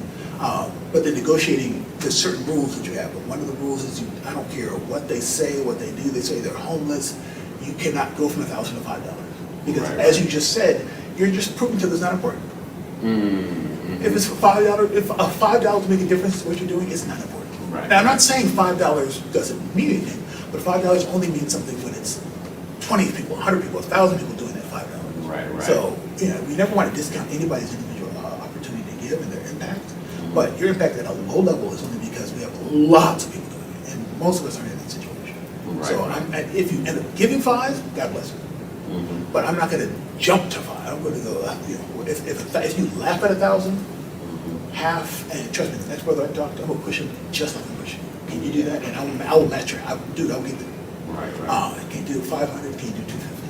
Right, right. Okay, that same thing, like, it's important. Like, and 250 will allow us to do this, this, and this, and this, and this. And so targeted negotiation is actually something it's like half preparation. Well, it's all preparation, but it's customized, either a set kind of based upon your budget or whatever the project is, or if you know about the person, kind of where if they've given to you before, that's your obviously you know what the capacity is at that level. But if they haven't, if you meet people at fancy lunch and they're putting up in a new Tesla, cool, let's go high.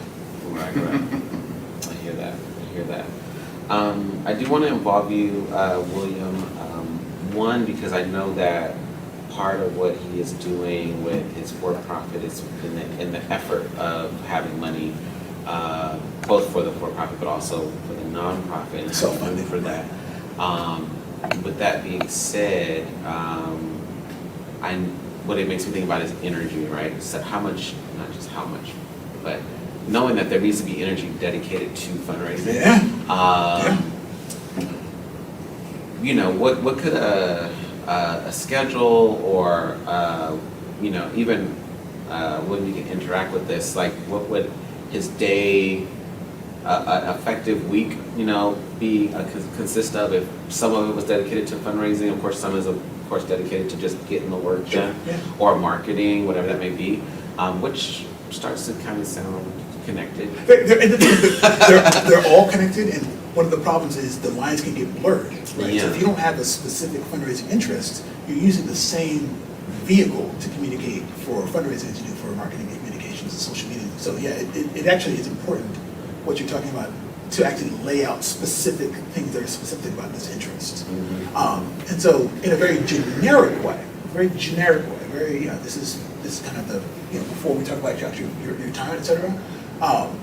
I would say, no matter who you are, how busy you are, if you're working full-time, especially if you're self-funding, you need to have one day that is fundraising specific. My general rule for folks, especially if you're able to be in a position where you're running this thing full-time, is as important as your programs are, you need to be able to spend 50% fundraising. But that's not necessarily practical for folks who have to spend so much more time to bring the money in. It's on a different energy, different vehicle. So I'd say at least one day a week of some sort of fundraising activity, and make that your fundraising day. So if it's Mondays, if it's Thursdays, whatever. But someday that you're saying my hat's changing, right? So instead of being the rehabilitation dude, now I'm the dude raising money for rehabilitation. So I'm calling or fundraising or emailing or writing or researching. One of the phrases that we have, and this is not ours, but it works, is what you water will grow. So if you spend time in grants, you'll see your grant program improve. You spend time in individual giving, it's individual giving. And so the pie chart that we have, it kind of reflects where money's coming in and what's here and there. Generally, is also going to be like where your time and resources are. So if you're seeing 80% of your money is coming from grants, well, let's be honest, you're probably spending 80% of your time and energy on grants. And what are you really doing time-wise when it comes to building it? And it's harder to do, which is why we generally go to the other stuff. So very generically speaking, I'd say everybody, anybody, now, 5 years from now, 10 years from now, in the future, should have at least a day, not to say the whole day, but at least a day in which they say, I have exhausted fundraising efforts in this one. But maybe that might make some sense to maybe customize for where you are and what you're dealing with and what resources. So I'd say either what resources you have or what you feel like should be within reach when it comes to balancing your for-profit work, which is time more than anything else, and then your nonprofit, which needs the resources that should be within reach. I got a question for you that's really been bothering me is creating a non-acting state of mind, because it's been bothering me because I don't have the answer. So I have a lot of people that I can reach out to.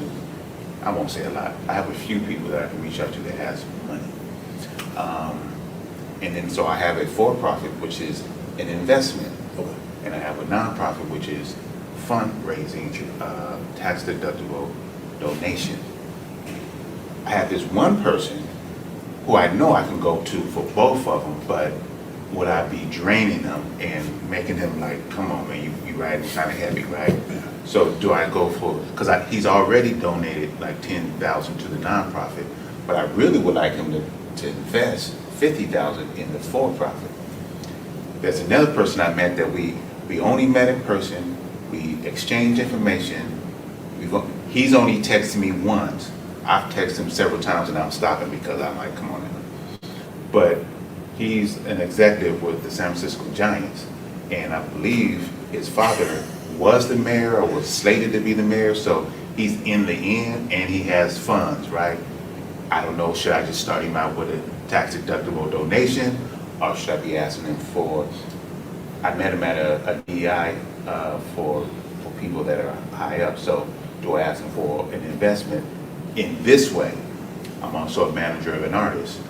You have a Giants, can he come out, can he sing the national anthem, can he perform at, what it's 980 stretch, 6 whatever that one is, I don't do baseball that much, but can he come out, can he get a little airtime, basically? So there's different people. Those are only two examples of who do I ask for donations with, who do I ask for investments.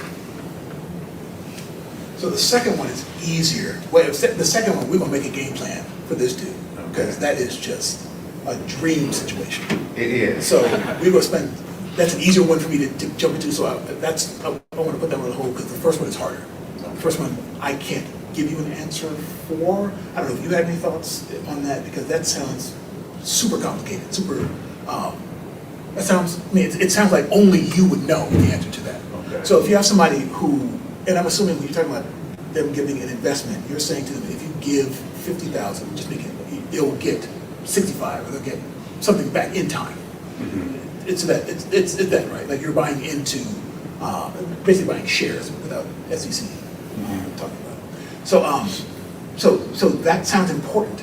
That sounds probably important even for your day-to-day, for, that's, allowing you to do, things, and I can't tell you how to balance. I can tell you that it doesn't, especially if he's already given 10, it doesn't make sense to stop asking for what he's already given to.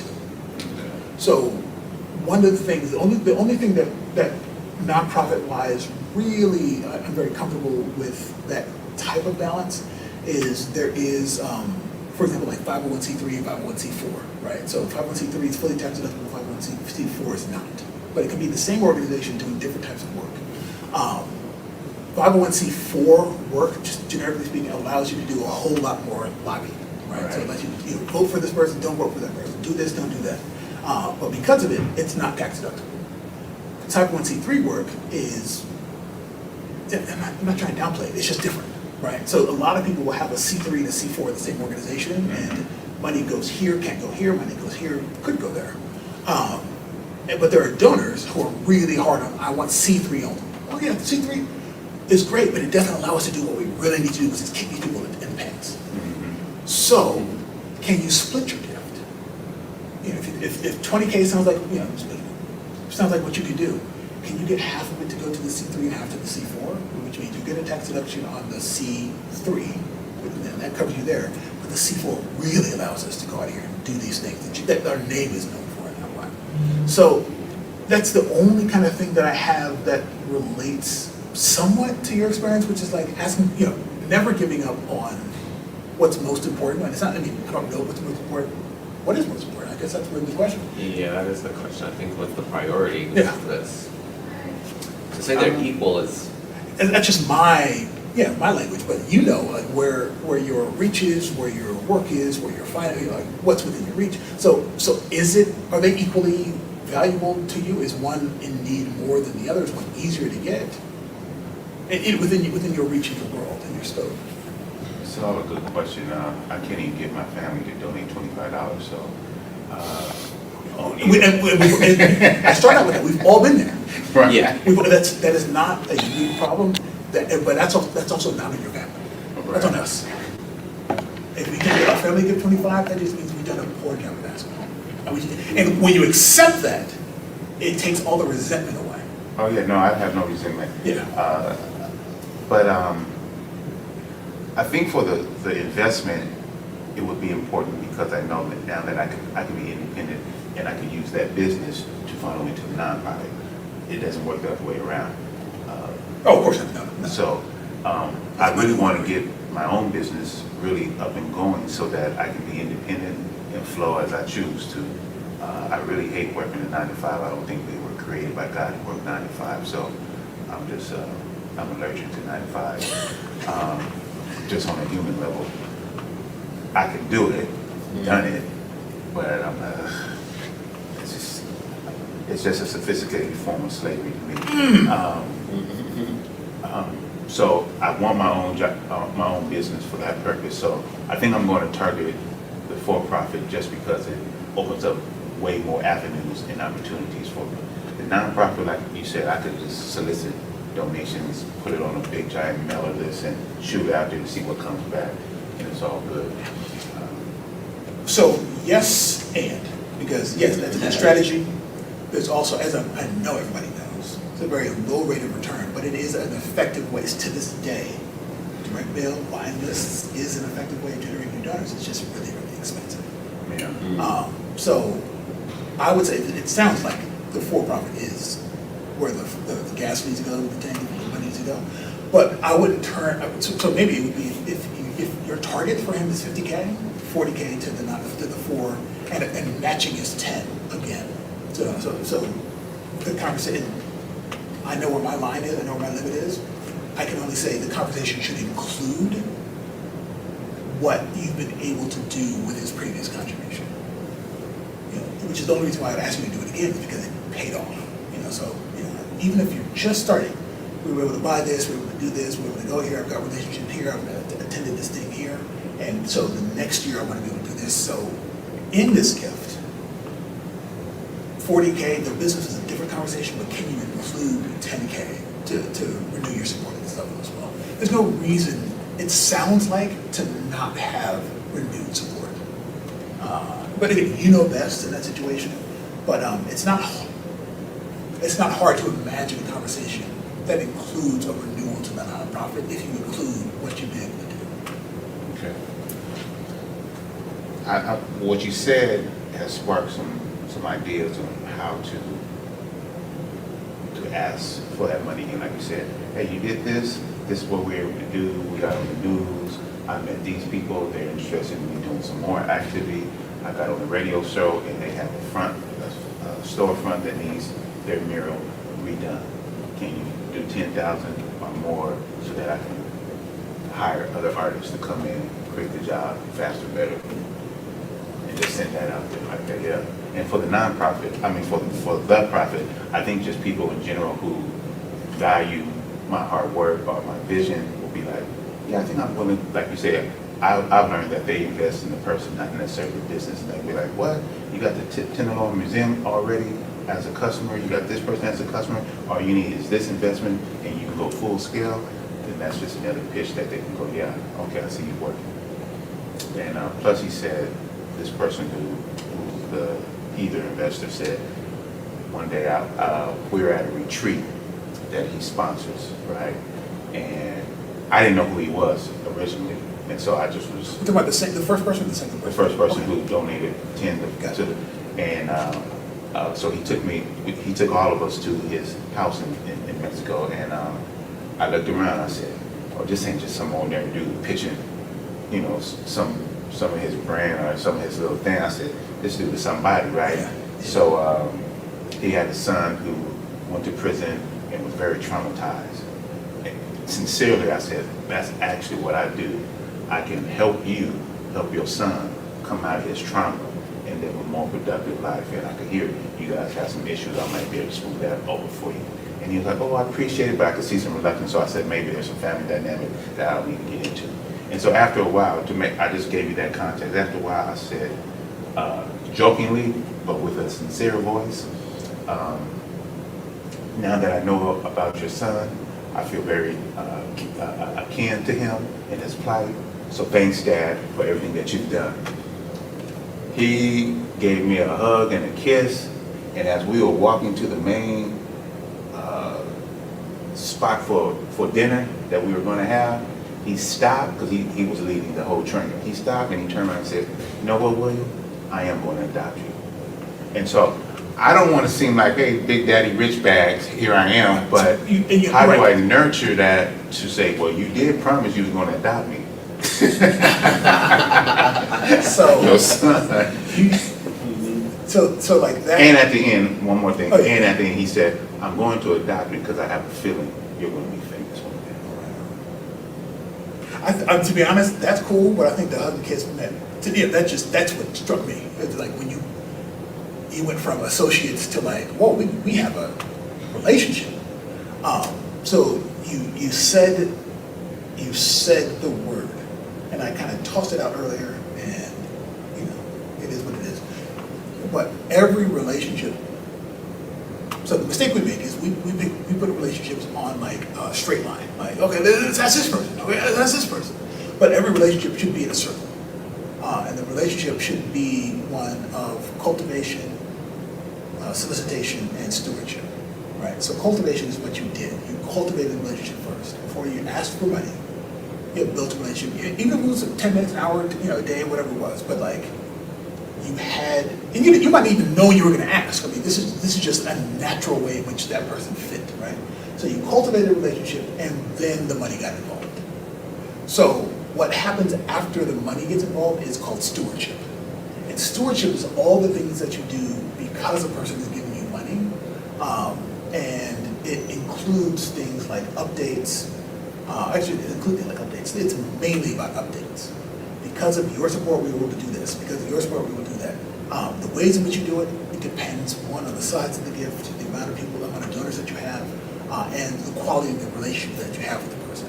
Right? So generally, the size of the gift will equal to the relationship that you have. Somebody gives $1 million, you're probably going to have a much closer relationship to than somebody gives 10. Not always true. So with that dude, have you done any stewarding of him because he's given?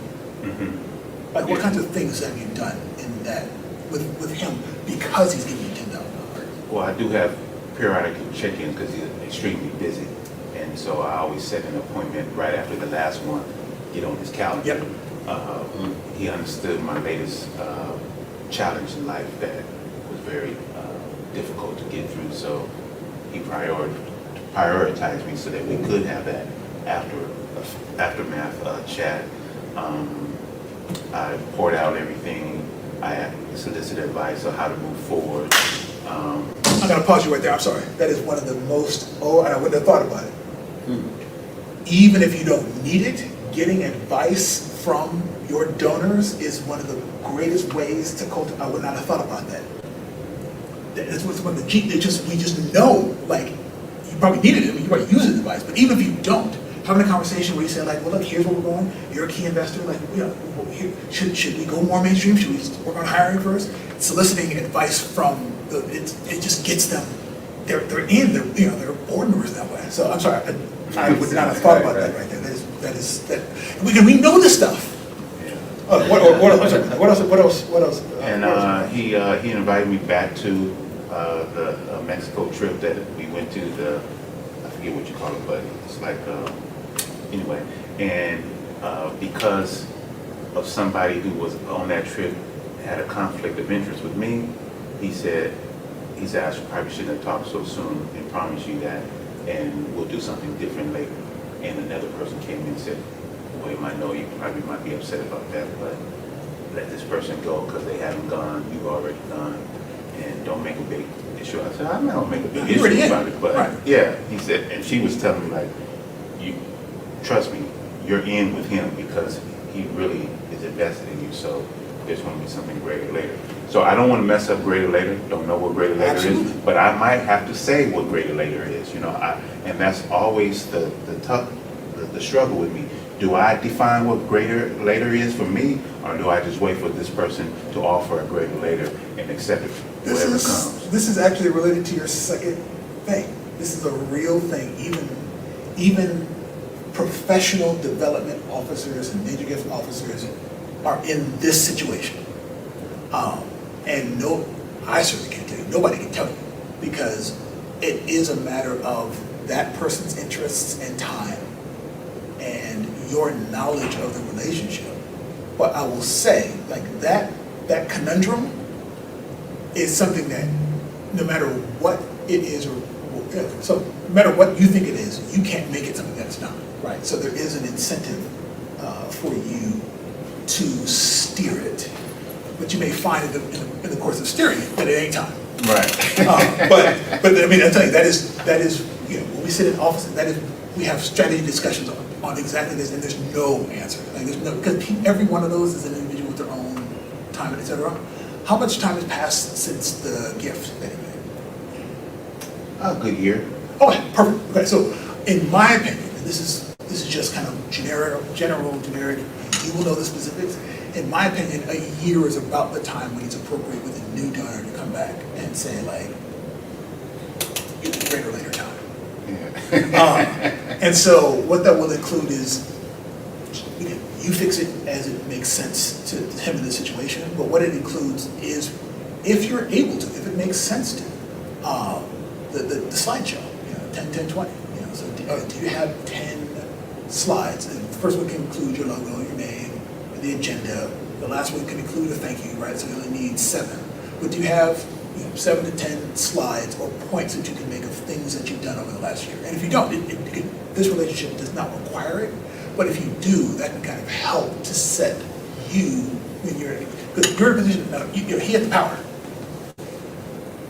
So it can kind of help put you in a position where you have the direction that you go, which is what a slideshow does. So do you have what you think would be 7 slides, heavy on what you've done, but also with what you will do in the future? Mm-hmm. Okay, so then I would say, if whatever's reasonable, whatever makes sense, changes however it needs to based upon your reality with this.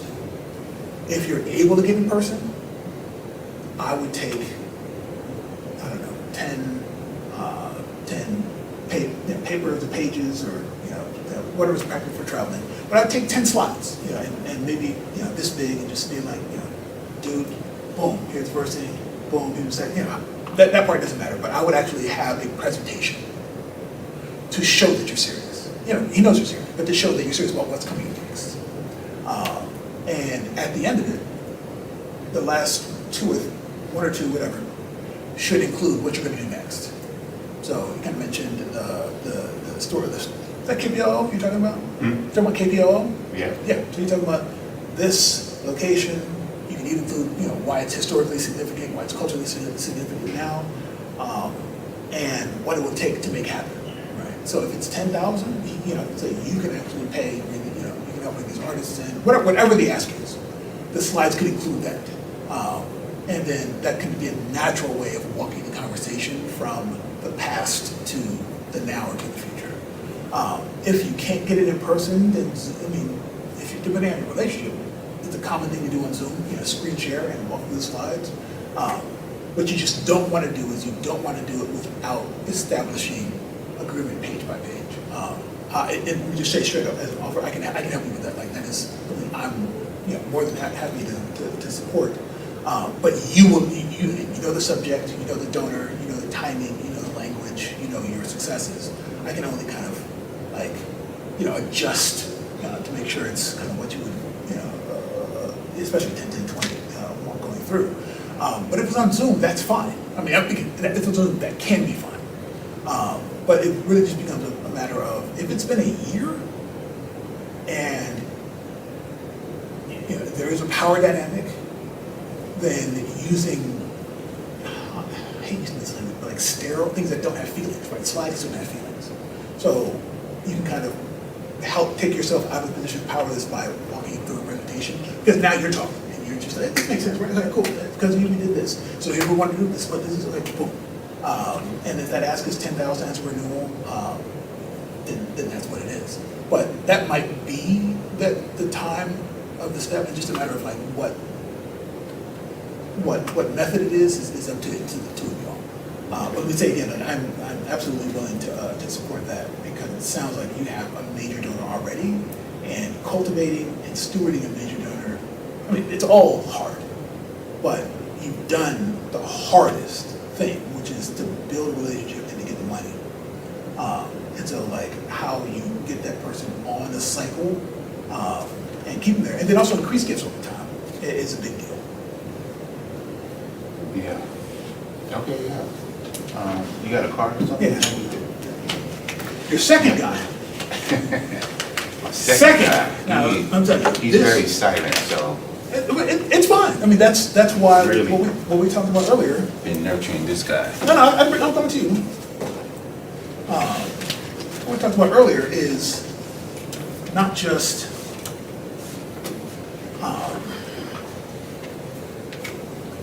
so if you think about with the if you think about the foundation world, this is a little bit different than foundations, right? But with foundations, what I said is their job is to give money away, and so our job is to make their job easier. So this is a little bit different because it's an individual, right? But the same kind of things that you would imagine that person doing are what we need to do. So we get into, like you said, again, I'm telling you, I'm still there. I have to train myself out of it. I have to talk to my other fundraising professionals out of it, because we don't want to bother people.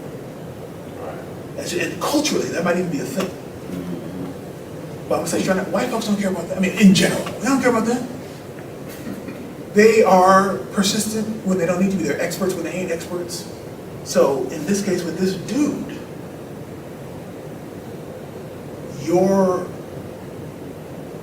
there's a power dynamic, right? Because you need what he has, and he can cut off, and he can, he has already give and take away.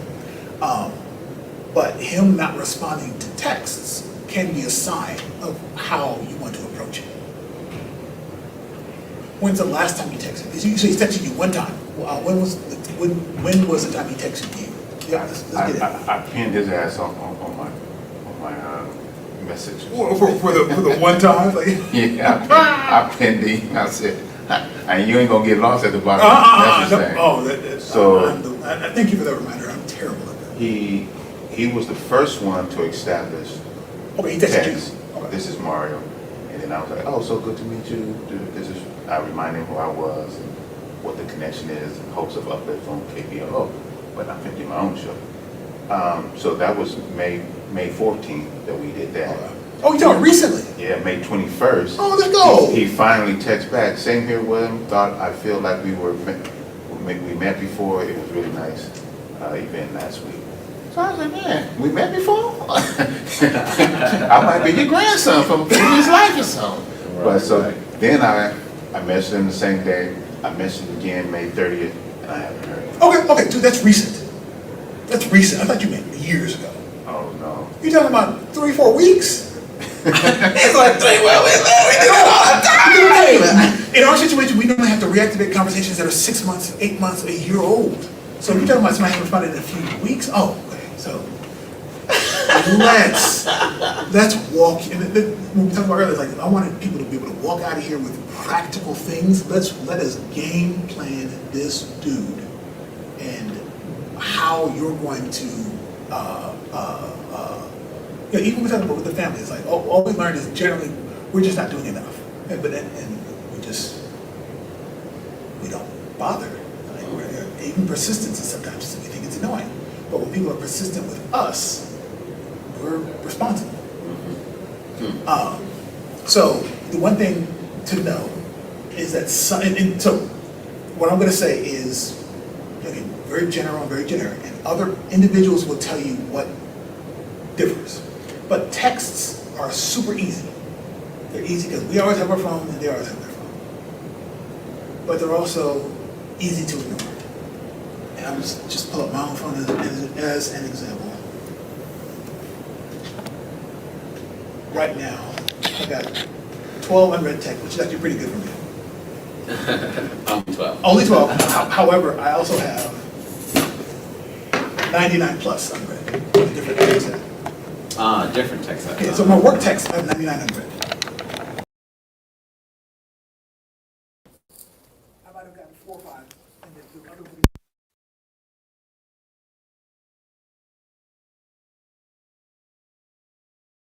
Days pass, there's 20 messages that I really do want to respond to, really want to check. It's just easy to get lost in the shuffle, even with good intention. And then people have to text, "You told me." My friend, I have to text today, like, okay, I'm good. I meant to, but it's just, yeah, even when I want to, it's not happening. It's just easy to ignore. So the general rule is if it's that easy to text, easy to send, it's easy to ignore. So moving up the level of quality is what you want to do. So give them a call. Have you called him? I have not. I think maybe even today, I feel the spirit. Because you don't call for no reason, right? Right. You call, you might get a voice.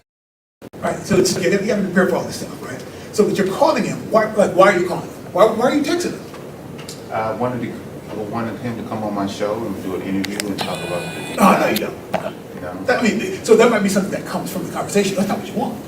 That's not what I wanted to Yeah, get. what do you want? I want a relationship with him. Oh, no, why are you on a relationship with him? I want a relationship so that I can do business with the San Francisco Giants. Oh, Get my artists. is that what, okay, so it's not money for him, for this guy?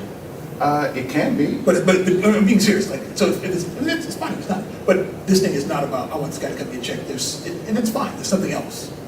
But it's It's a total package. Is money part of this? It's getting in the. Is money part of this? Okay. Money is part of it. Okay. Because I'm not trying to put words, but I'm trying to say, if we're making a game plan, this game plan is going to be about money, and along the way, these are the things that are easier to ask for than money. Okay. Money is still pretty intimate, right? So Right. other things we're going to ask for along the way that deepen the relationship. Okay, so cool. If money's part of it, we're going to make money the long game. Mhm. So if you want the money, you said these other things you do in order to deepen the relationship. Mhm. But I think before he comes on your show, I think you want lunch with this dude. That's what I think. I mean, No. I right? should have. Yeah, that's usually. I thought the DEI event was our lunch, but. Oh no! we That may was need that another was lunch. that was what it was. That was Yeah. whatever. And so when you call him, you're calling him. You know when you might get his voicemail.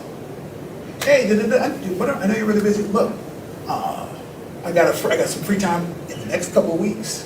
Let me know if you got time for lunch. I'll come down to where you're at. But if your goal for the conversation, for the exchange, is lunch with this guy. At lunch, yes, you might talk about the show, talk about coming on the show. You might get a chance to advance a little bit further. But like your long goal is all of these things are designed to get him invested in what you're doing, the work that you're doing. So the lunch is, there's no ask. You're really learning about what his interests are, and if it's possible, you're learning his capacity. And I don't know if you've Googled him, but like, he's talking about being an insider, but does he have wealth? Where does he live? These things, nothing is guaranteed. People live in poorest poor and have plenty of money. People live in the richest zip code and be completely broke. And That's me. That part. Okay. I've been in people's homes where they did not have furniture. This is probably one of the first big gifts I got. The dude did not have furniture. I was cowarding out on my ass, and only my training was like maybe asking for $5,000, and he did it. We were sitting on the floor. He didn't have a table. He didn't have a kitchen table. He didn't have nothing. But he was in San Francisco. He was just San Francisco weird. So I don't want to buy a table, part of the industry. So he didn't want a table. He gave me $5,000 check. Right. He got a table yesterday. Right. So like person's information that you get publicly isn't necessarily going to tell you all, but talking to him about like, again, like, hey, are you on the board? Are you on the board of any organizations? What charities are big to you?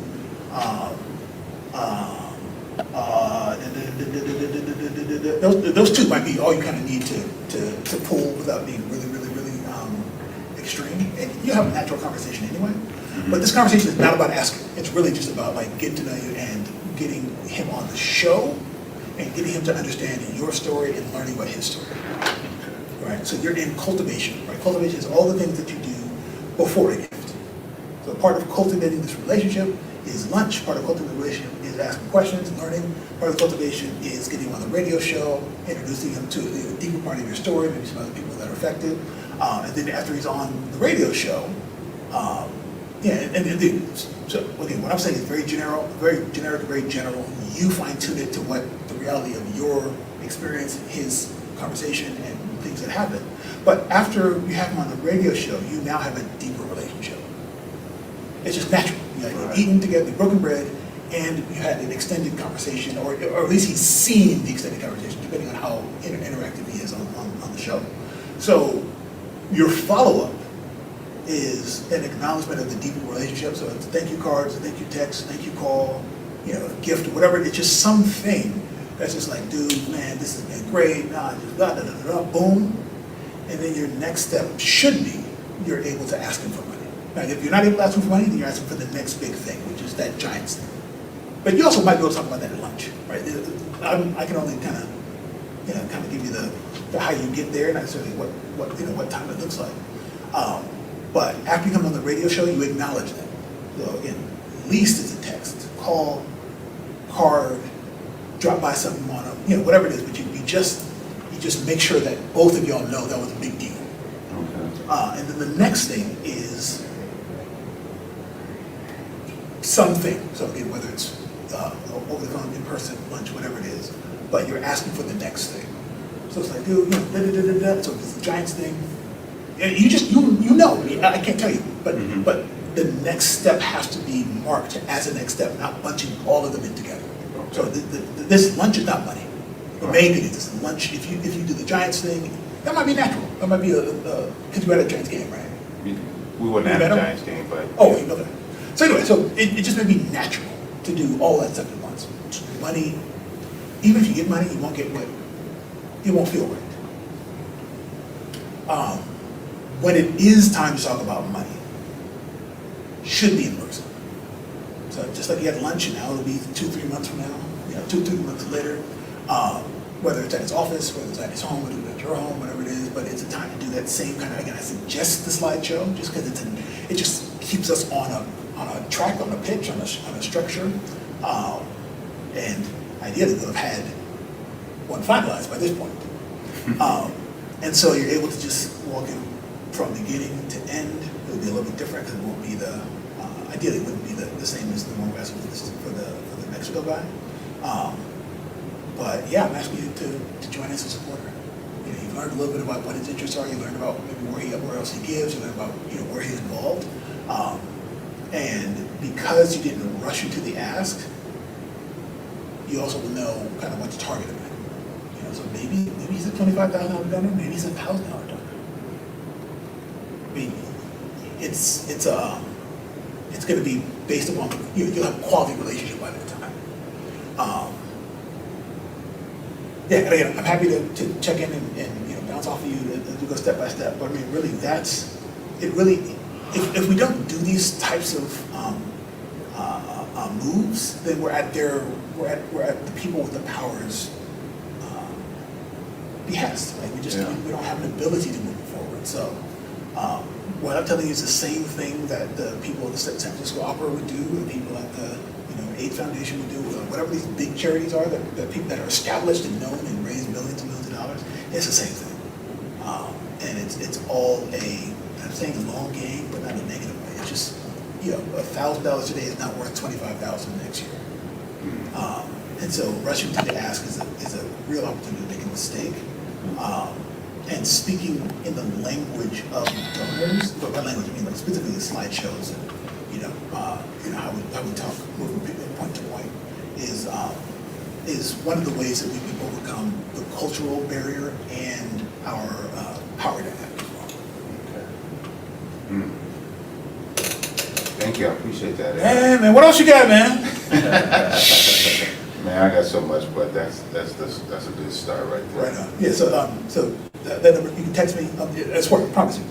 I promise you, text me, I'll respond. I'm so bad. You're like, man, hey, it's been 4 weeks, I'm gonna call you back. No, I'm a little better when it's work related. I might be a day or two, but email's there as well. Okay. But you're happy to help for folks who are involved, happy to help, happy to support, because most people can't, and this is not bragging, but like most people can't get this level of experience or this level, especially like from Black folks. It just can't. It's not accessible. Right, the folks that are out there generally are on the foundation side, which is important as heck. Right.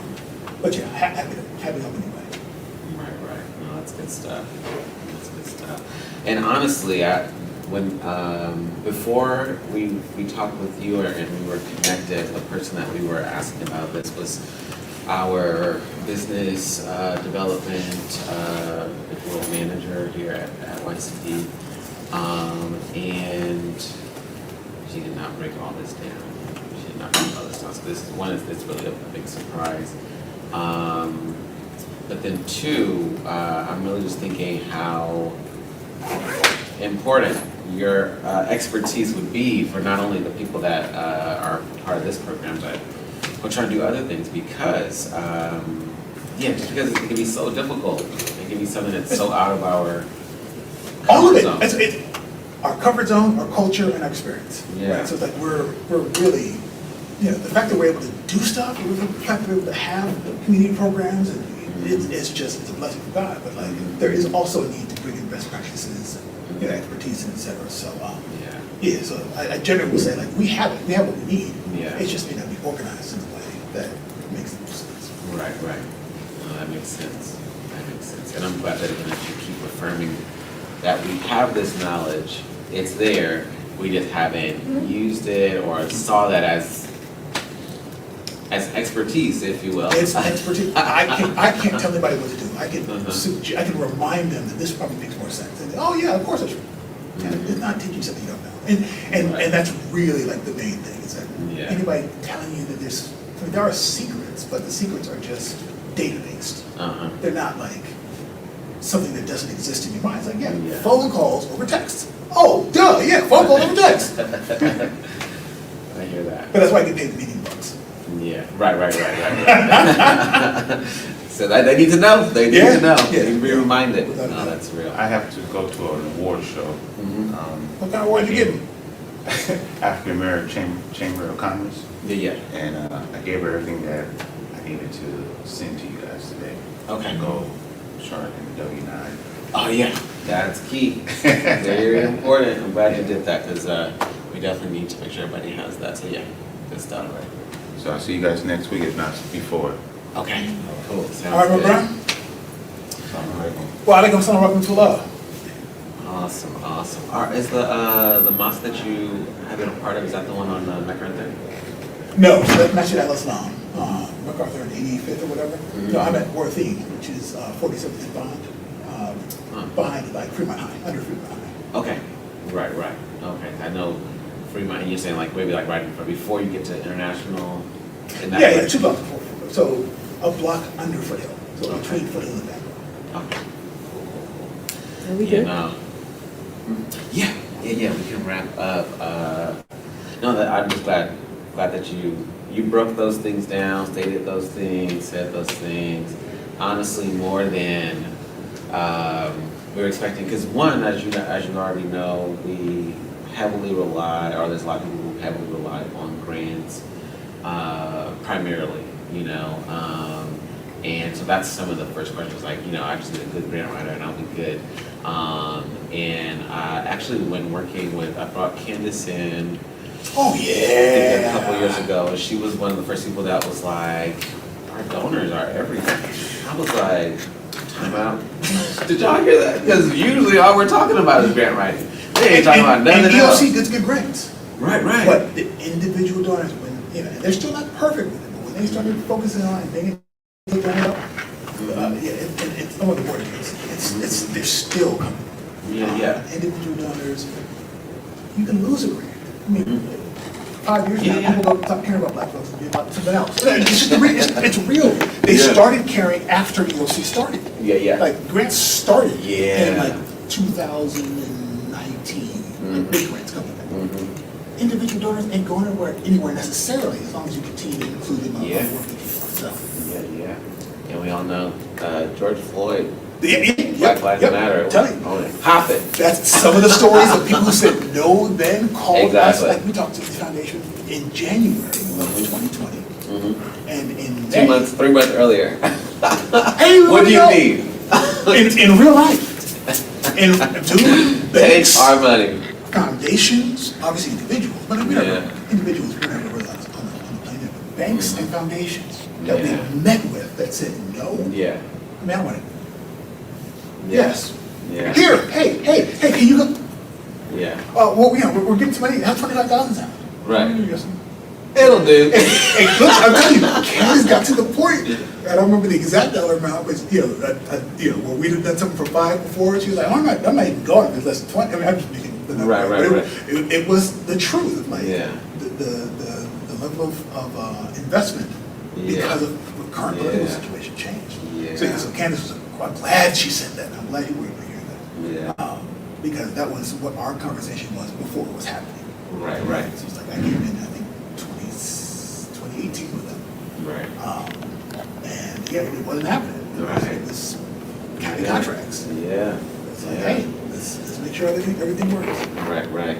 No, that's real. That was real. I mean, my vantage point of all of it was really like, I can't believe, because, you know, we've seen, like I said, or like I mentioned with Black Lives Matter was a time in which it was like, this is big. Okay, so this is like getting a lot of attention. There's the Flint, and there's so what's going on in Michigan. There's what's going on in this part of the country and that part of the country. Now this is on the news. That's on the news. Right. So many things. Right. Yeah. But the response in 2021 was like, it made 2016 look like that was all right. Yeah, it was some a thing. protests, It was, you know? yeah. I was 2020. I was blown away because, you know, a lot of it was the national stuff, right? It was this city, it was that state, it was this. 2021 was like, they did what in Europe? Yeah. They did they upset in what country? Yeah. That was for us. Exactly. For us. Exactly. That was a perfect storm. They were protesting for us in their country. I was like, this is a different level right here. Yeah, I remember people in London, in particular, like, y'all know about Ferguson? They're like, man, yeah, it was with all of it. Right. Egypt, Right. Palestine, I'm trying to think of places that really, Japan, Mm-hmm. Canada was a little bit easier. I'm trying to think of the places where I know. Yeah. Hawaii had people out. And it's just, Really? That's almost like a different country. Right. It definitely feels like it. whole disconnection. So, look, people was out. 2020 was a perfect storm. Yeah. That was wild. I was excited about it. I was concerned after a certain point. I would say not even too long, but like a few months into it, I was like, I feel like this is a great opportunity for the youth and for the elders to connect Sure, yeah. about these things, because they see it in a way that the elders have seen it for a number of decades. And the youth the high school students were done. I was like, what? How bad? Listen, I'm here for all of it. I'm here for all your anger, all your frustration, all your questions. Let's talk. They ain't trying to talk. I mean, That part. And so that's why I said let's go. immediately I was